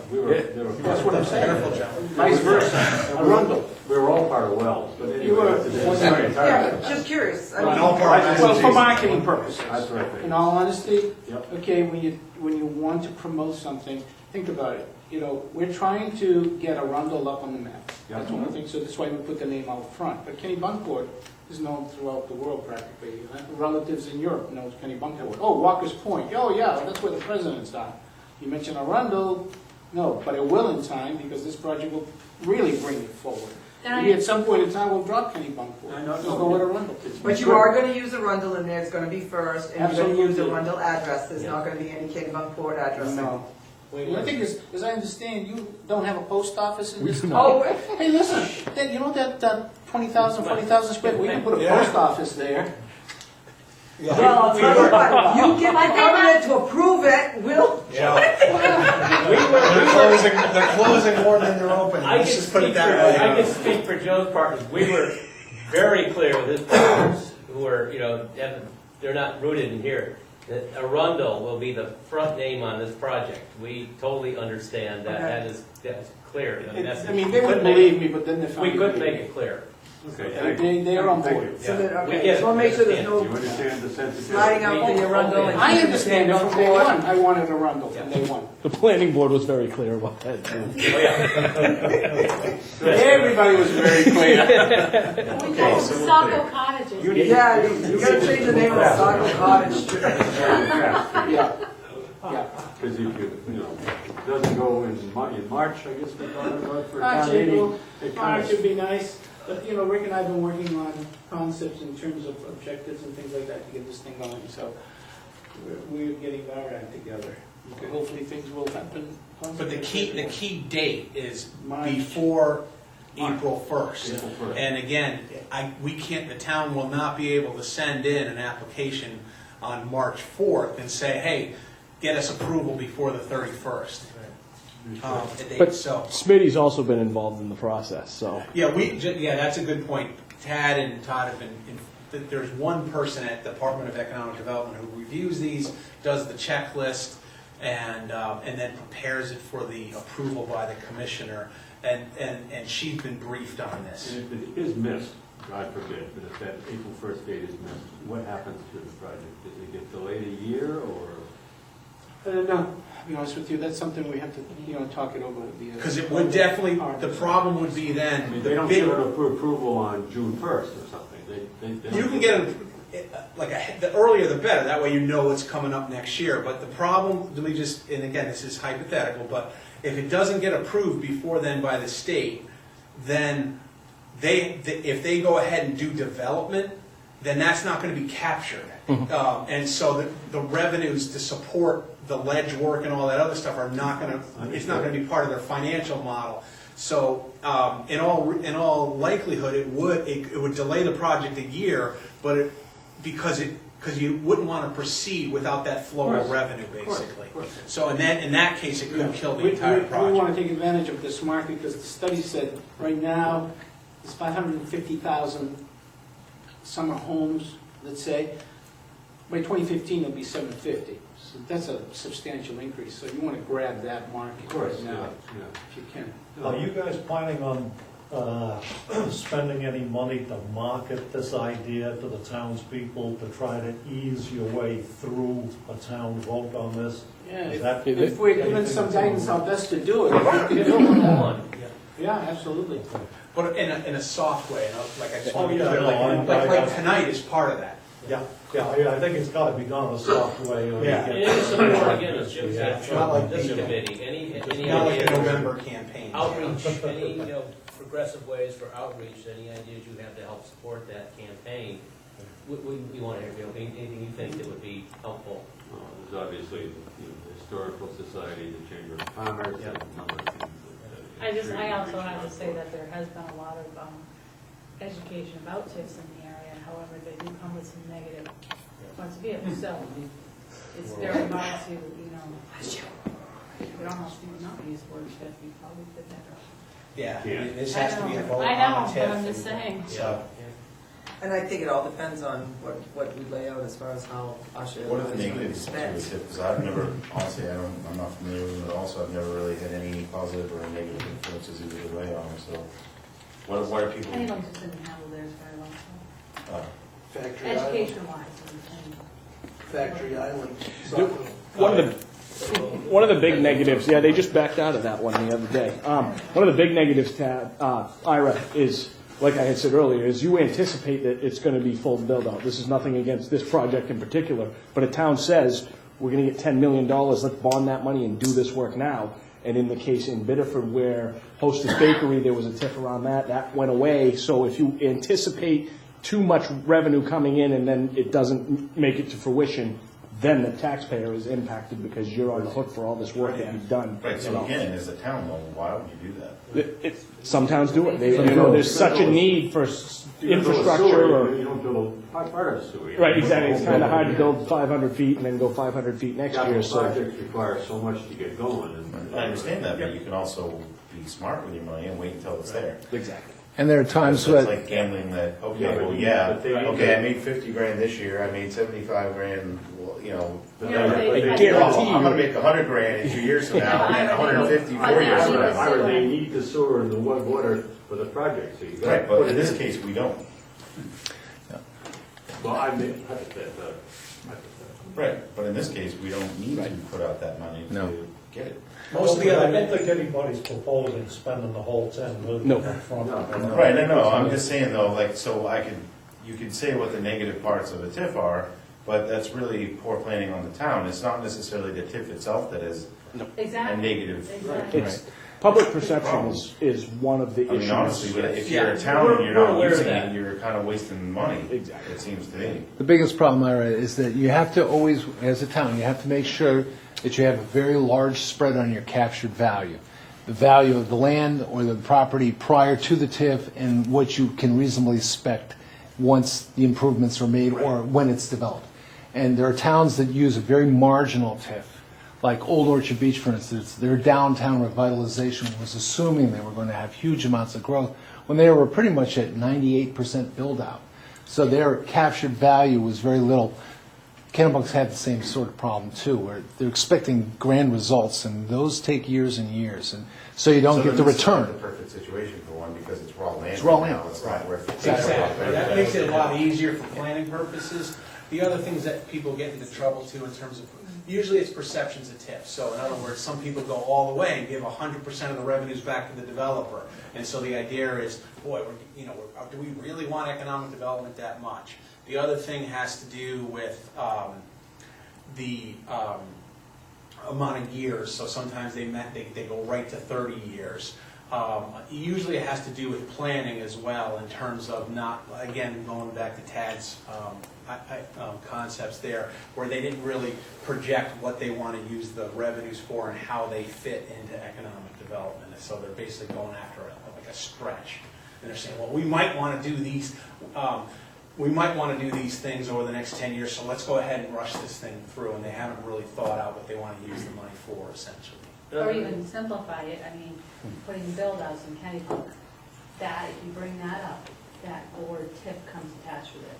And everyone- With the what now? The build-outs that they put in the road. Oh, yeah. You know what Oh. I mean? To simplify people, like, if we're gonna go out there and we're gonna project this in a positive aspect. Downtown Kennebunk looks great. Why are they complaining about that? Yeah. It's beautiful. But what, I guess, Yeah, one it of does. the- one of the downsides, I guess, in terms of the modeling, and correct me if I'm wrong, Jen, I mean, you assume a certain absorption rate of your units. And let's just say, again, God forbid, the first year you put all this infrastructure in, and the first is, any major project, we've got landscaping along Route 1, the major commercial drive, there's some heavy money capital going in, say you sell 2 units. Right. I mean, your incremental increase in value is gonna be, in terms, hopefully you catch up the next year, but you gotta go on a model that's reasonably, that's why they have the market study, to go on a model. But worst case, what Well, if is we the sell? tax valuation based on what's sold or what's there? What's there, right? So it'll be based On on what's there. Yes. So there, what's Yeah. actually built. Right. What's standing and Right. assessed. Right. It's built and sold. So if you wanted to build and spec 50 homes, which I don't think. No. But, No, yeah. right. No, but I mean, if you, like, Yeah. when it was really for Howard, when he started going, and he was selling 50, 60 a year. He was delivering them, and he had 4 or 5 frame crews there. He was going right to town. Sure. So he was able to do it. I mean, there are people out there, we can bring multiple crews in. Yeah. If we have the demand and the sale, and people want to move in, why not? Bring them in. So there's 5 phases you can have this. 5 So it'll be phases. about 50 units a phase. Yeah. First phase is 31. Well, we may go with the green first phase. They were doing something similar to the, over by Two Rocks, right? Yes, same idea with the old, with the, The condos. It was a up front, motel, and wasn't then it? the con- Yeah. Was it a condos. motel? It was a motel, they Yeah. converted to cottages Yeah. and Yeah, then good started, size. I mean, to condos and then started doing cottages. Did they same have idea. up there or? Aren't those leased all full-time, or those? Linda, you know, Just you those know where the units. clock farm is? Yeah. You come back on the right-hand side of the mile. Basically, what they did was they took one unit and opened it up to the second unit. That's how big it's going for square footage. Same idea. Good. Okay. Well, we thank you. so Thank much you for your very time. much. Thanks Really, for- Thank you. Thank you. Very informative. Joe, do you have any cards? No, No? I apologize, but, you have one? In my car. I'll actually go get you one. Okay. If you can maybe shoot me an email or something, yeah. Sure, yeah, I'll shoot you an email. Okay, I'll go grab one. We're gonna have a brief meeting, right, guys, still? We will, on the agenda, yes. Yeah.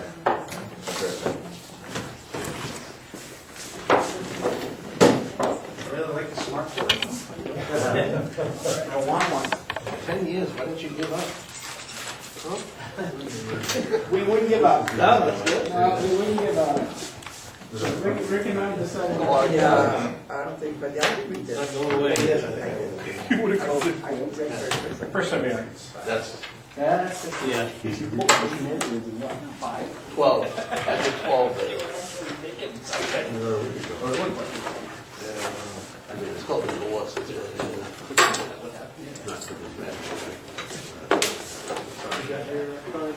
Yeah, no. Thanks, Todd. Hey, thank you. Hey, I'm glad you're okay. You don't look scratched. Take them off your hands. Yeah, to get back. Careful, try. I'm glad you're all right. He's your foster.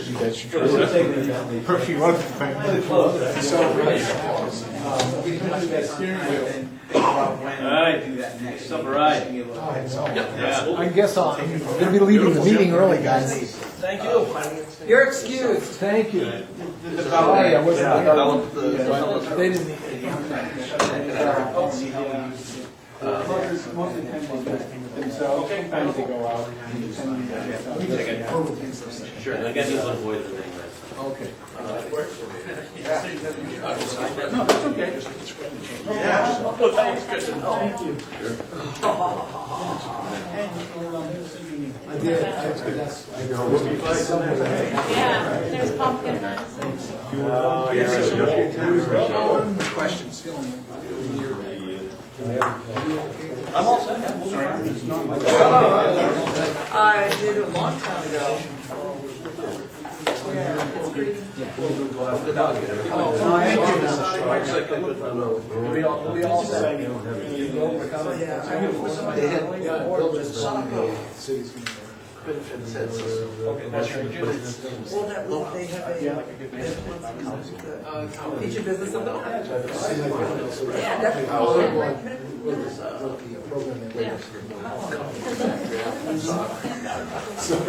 Special accommodations. Right. Yeah, definitely. So I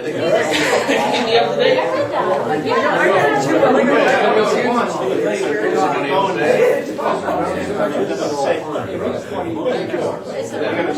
I was gonna bring some leftover. Yeah, it's very positive. So maybe that time I wanted to think of it right away. That's what I felt.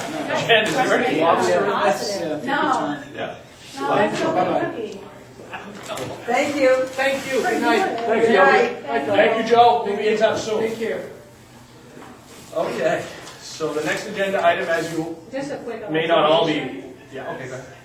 It's like we have to be on the defense. It's like, no, you're at the right committee that listens. They did have quite a process in the planning board. I'm sure. And that it was made very clear that the main Arundel will be first.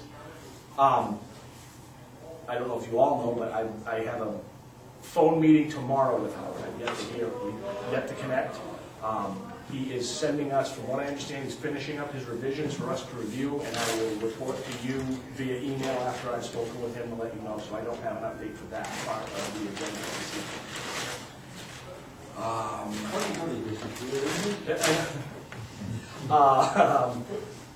And as I also said, I meant to send you the draft documentation from these folks on their plan and what the dollar values are.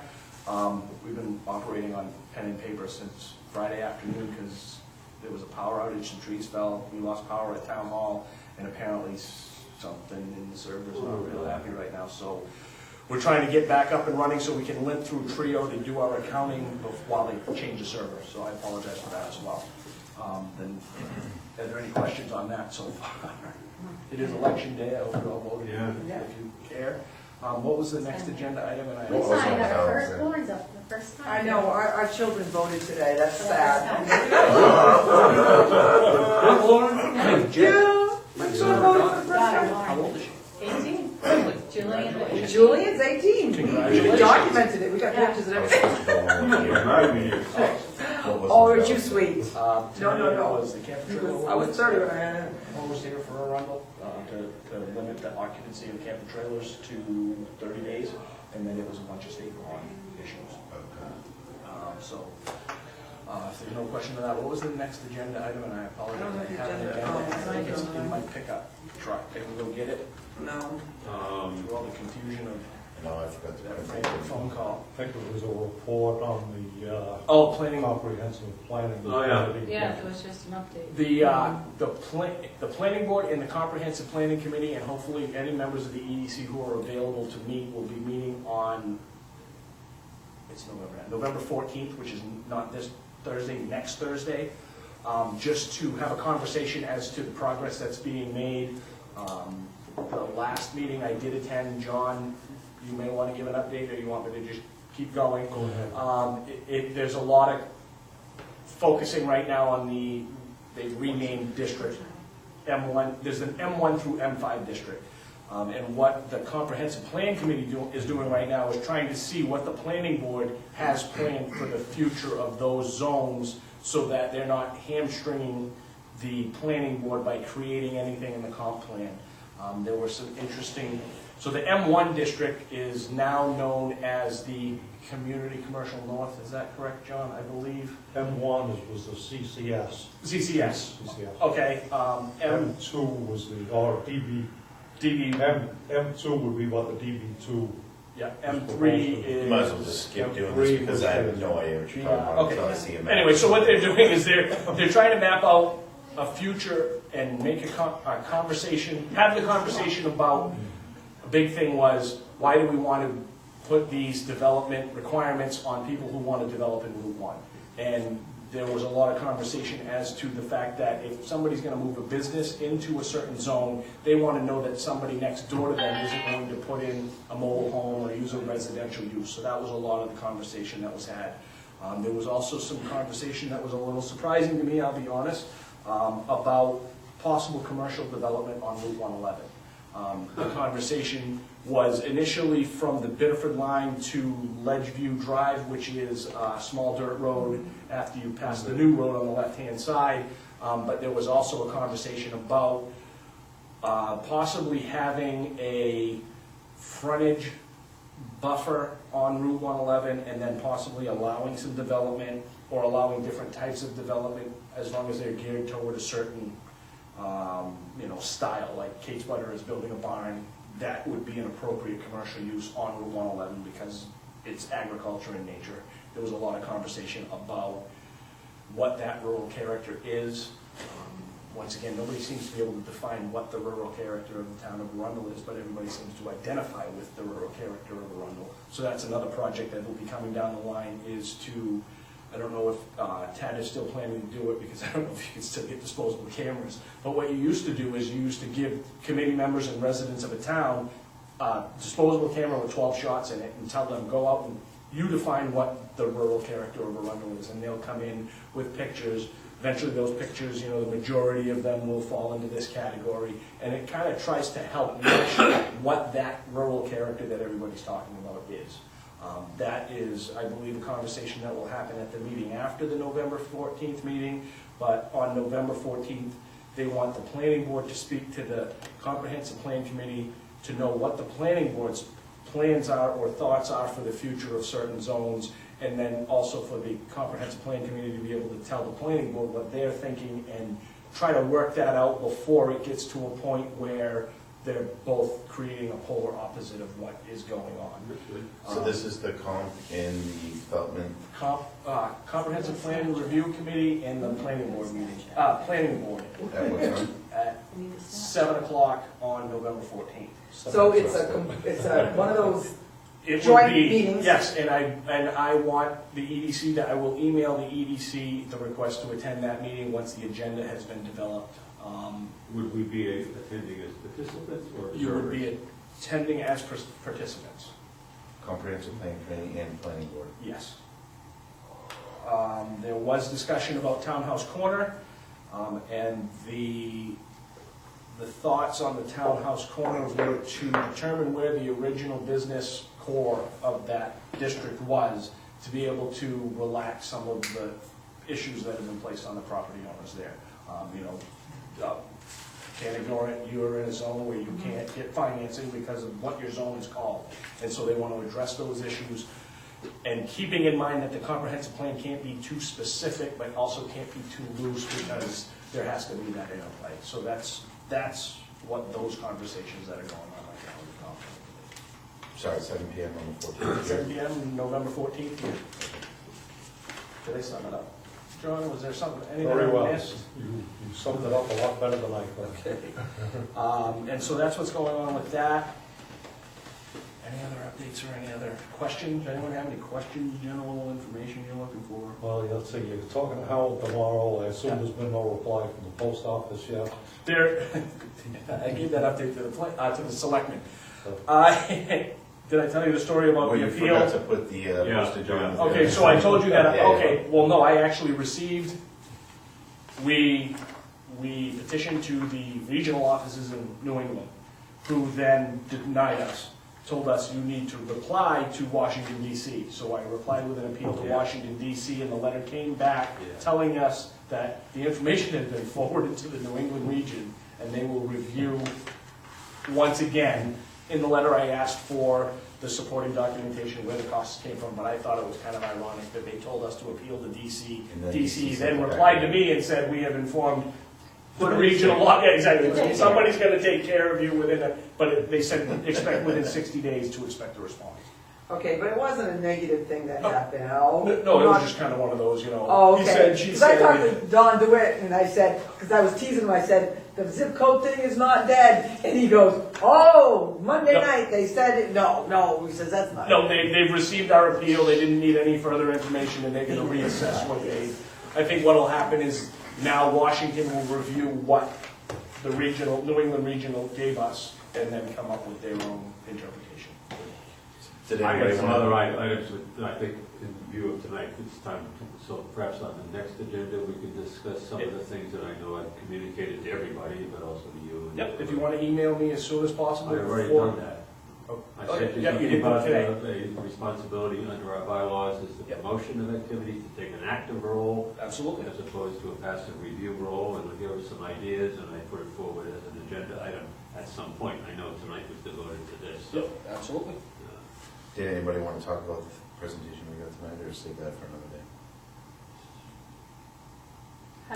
Are we gonna put like a collaborative, like stamp of approval on this? Not tonight, but you need to digest that. No, I mean, is that But what? that's what's expected of us. Eventually, either the EDC is gonna say, yes, it's going to be a good deal, or no, it's not going to be a good deal. That's, Okay, are we planning to do a full financial impact review, or analysis, if you will, on the town of this project?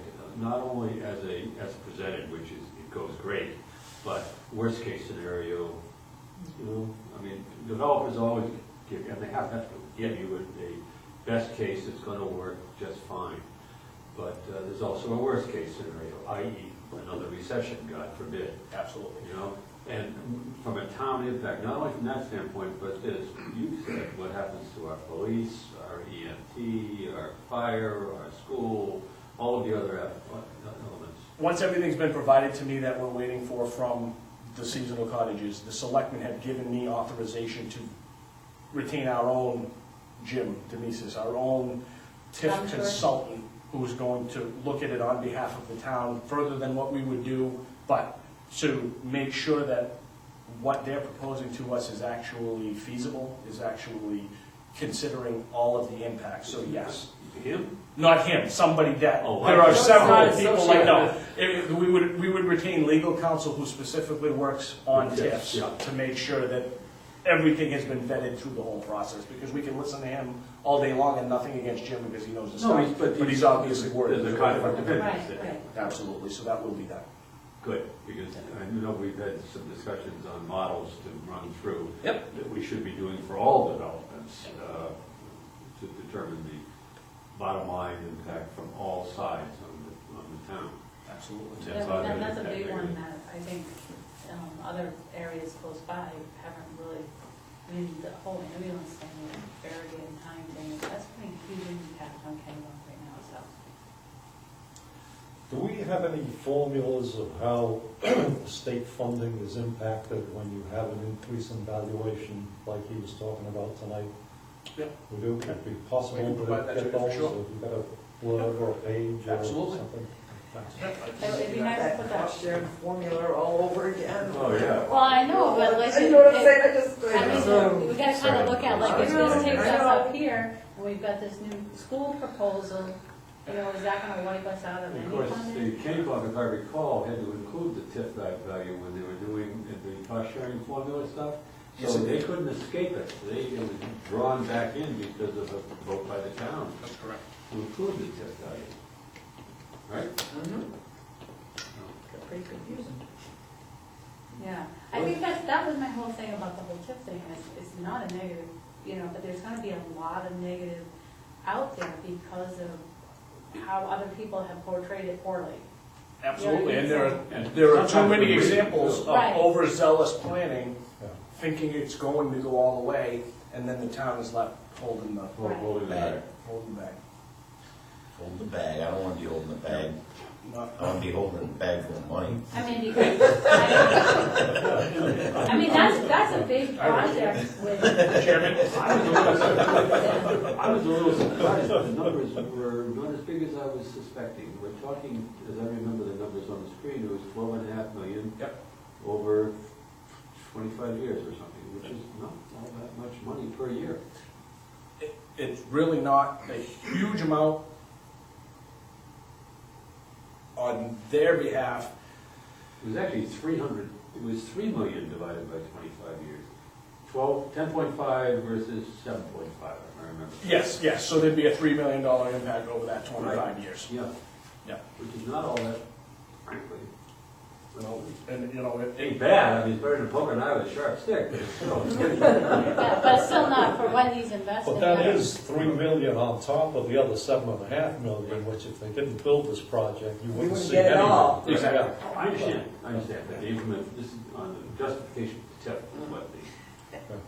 You know, and what it could do, if that many people are gonna be here for those 7 or 8 months out of the year, what it's gonna do for the rest of Arundel, you know, restaurants. But that's the whole thing, markets. on a business point of view, a lot of people will be excited. Right. That's why it has to be put, I feel, Right. for residential, for tax purposes, you know, into the hands of, because you have those people that are like, we don't wanna turn into having X amount of people show up here absolutely, and it just in the summer. You know what I There's the mean? Like unique- residential, they're, there's the unique argument, though, that with this project, there's no impact on the school system, right. which is a Right. big part of that as well, because that whole formula would completely change if you took. At the end of 25 But years, that's what we live in a you'd be tourist. getting. Right, I know, hey, Lynn, I'm on the business side, Yeah. but I also wanna prepare us for Mhm.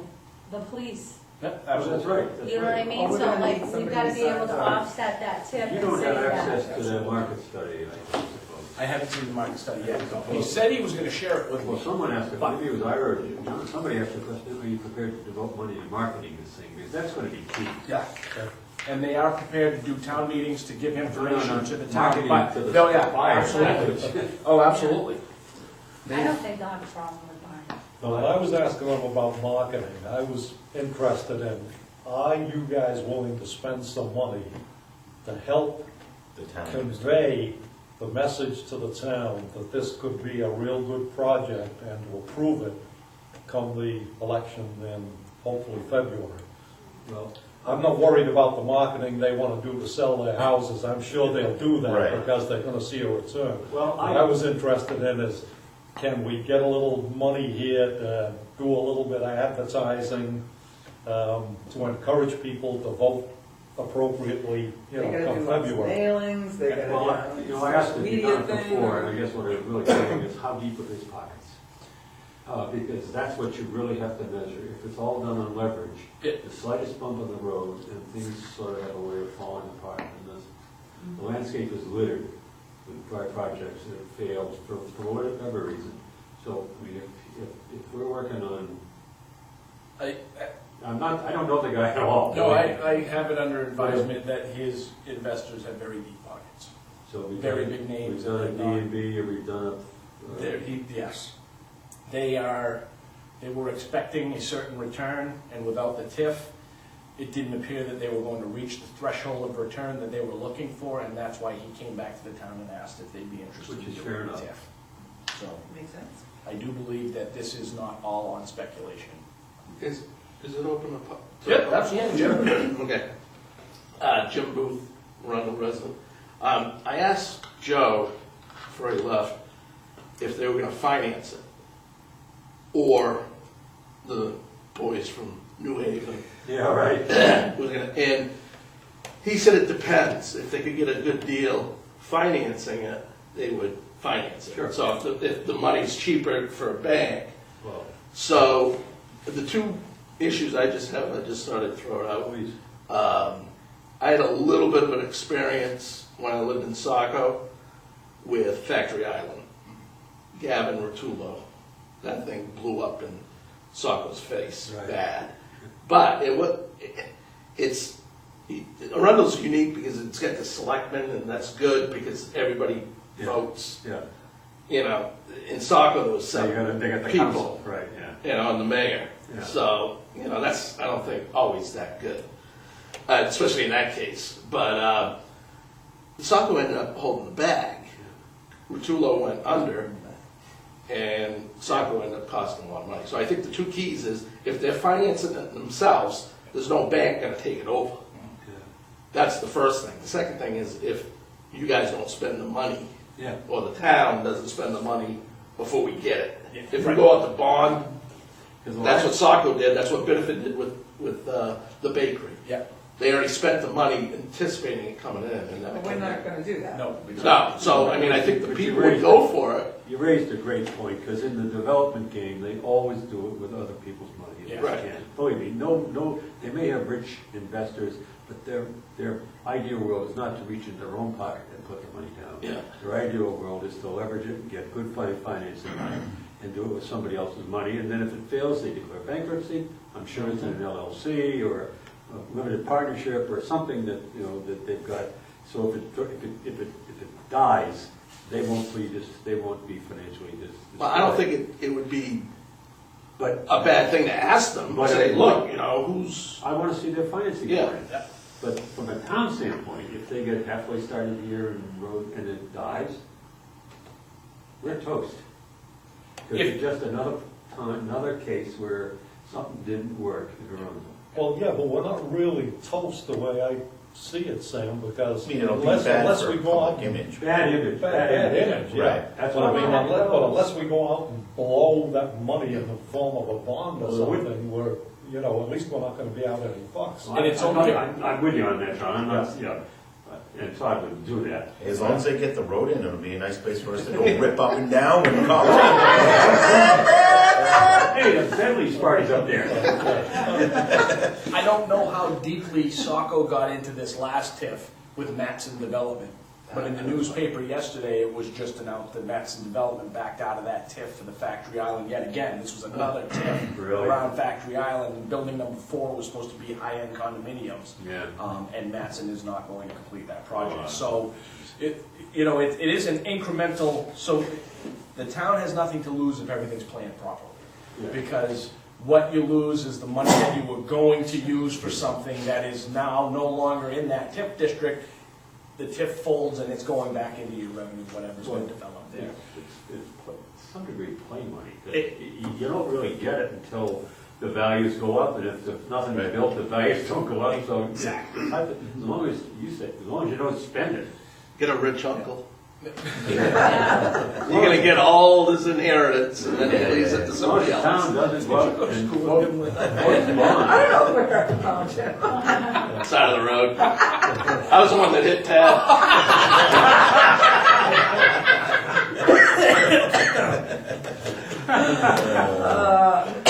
Anyway, I had asked Jim to come tonight. Well, I told him about it, thought he'd be in. We always get together and we start talking what's happening in the town of Arundel. Yeah. And so I'm like, you really need to come to one of our meetings and listen. I'm glad you came. I've known Jim for a long time, and this is the most serious I've ever seen him, so. So we're always talking about the happenings in town, so. Good. And he's a Thanks. business owner here as well, Yeah.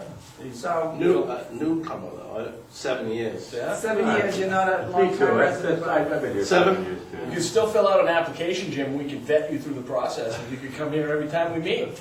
Well, hey. It's a barrel of less. And November 14th would be your first meeting. Because even though we don't have computers, I mean, that paperwork goes through quite quickly tomorrow.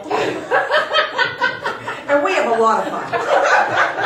And I always bring food. Yes, she does. Always got movie buys, Yeah. I don't need those. so. Any other questions or comments or concerns? No, but man, there's a lot of work to do fast here, so. Yep. Yep. Our role is simply, at this point, observe and endorse. And I'll keep you abreast of when the selectmen begin to meet. I'd like that to be a conversation. The next time the selectmen meet on this, I'd like to create a conversation between more than just the Board of Selectmen to have input, because we don't get a lot of residents that show up for typical meetings. Right. But if the EDC could be there to possibly inject some thought, inject some ideas, and have that conversation with the board so that as we move forward to going to the town with this, we have a better idea of what the issues are that may come to light. I'd like to see that on our agenda if possible for our next meeting. Okay. There's some key things, getting us prepared for town meeting. I would like to see if we could have a movement for whatever way this group is going prior to 1 week before town meeting. Absolutely. You know, I'd like to get the word out a little bit earlier, we project on some of these things. Yeah, and again, I would like, from my own personal standpoint, I'd like to see an impact statement as to the town holistically. Yep. If this succeeds or if it doesn't, or we have a worst case scenario. Jen, were you talking specifically about what we saw tonight? About the This, cottages? what we're doing with our market study, it seemed like when everything comes to a head, that last week we're trying to get our support, we're trying to get the word out, and it's a lot of information. And unfortunately, when we talk about a TIF, there have been some bad circumstances done all around us. So instead of having all these positive things just be like, it's another TIF, no. I'd like to start some positive promotion early. And saying that, I'd like to, I want to start promoting the Facebook page and getting information out there. I've been hesitant because all the stuff that we've been discussing we're waiting for more stuff from Howard. Absolutely. But I think people must be wondering what's going on. I think maybe it's time we said, I hope we get a good push here coming up. Like I said, the conversation tomorrow will shed a lot of light. And when the next report comes out, I think you start promoting on Facebook, period. I mean, if because we're having the a lights meeting, are you let trickling people in, know. I'm not even doing anything, and now I'm up to like 52, and that's pretty, We haven't really put I anything haven't out really there. put anything out there. If I could, The question is, should you have announced this meeting on Facebook? Right, I didn't know if I should announce this to get people here, So you know what what are I the mean? ground I just- rules? I mean, what It's am a I- public meeting, you can post any agenda you want. That, you're absolutely free to do that because it is a public meeting. We post it in all the location, that can just be considered another location for you to post that information out there. And if the board, if the EDC comes out on a position, comes to agreement on something where, you know, in favor, we'll use the TIF as an example, we're in favor, we're not in favor, and there is a discussion at the EDC, and you all come to an agreement that, yes, we are in favor of this, and here's why, that information is definitely something that should be placed on the page, because as you get more and more likes, that will start conversations in other pockets of the community that we don't have access to for one reason or the other. So yeah, absolutely, you can feel free to use that as long as it, you know, if it's EDC related and it's not a member going out and saying, I think this, it's something that the whole group agrees on, then you're all set to do that. Yeah, But, no, you know, I it's don't want just- Linda to say, EDC says Weirs is the best car dealership in the state.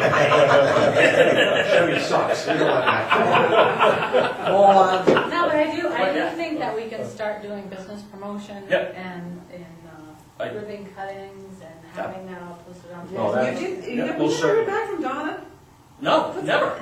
Never, she never, after that meeting, I never heard from her. Because she said she would write, you Well, know, that's what I wanted to talk about next agenda, Yep. this whole thing. And we will all certainly right? do that. I've initially responded to you on that, and that's why I said we want to just set some criteria so that we're not favoring. It has to be middle of the road, it has to be, you know, factual information, which you're well aware of, but that select different, oh, we did leave those here.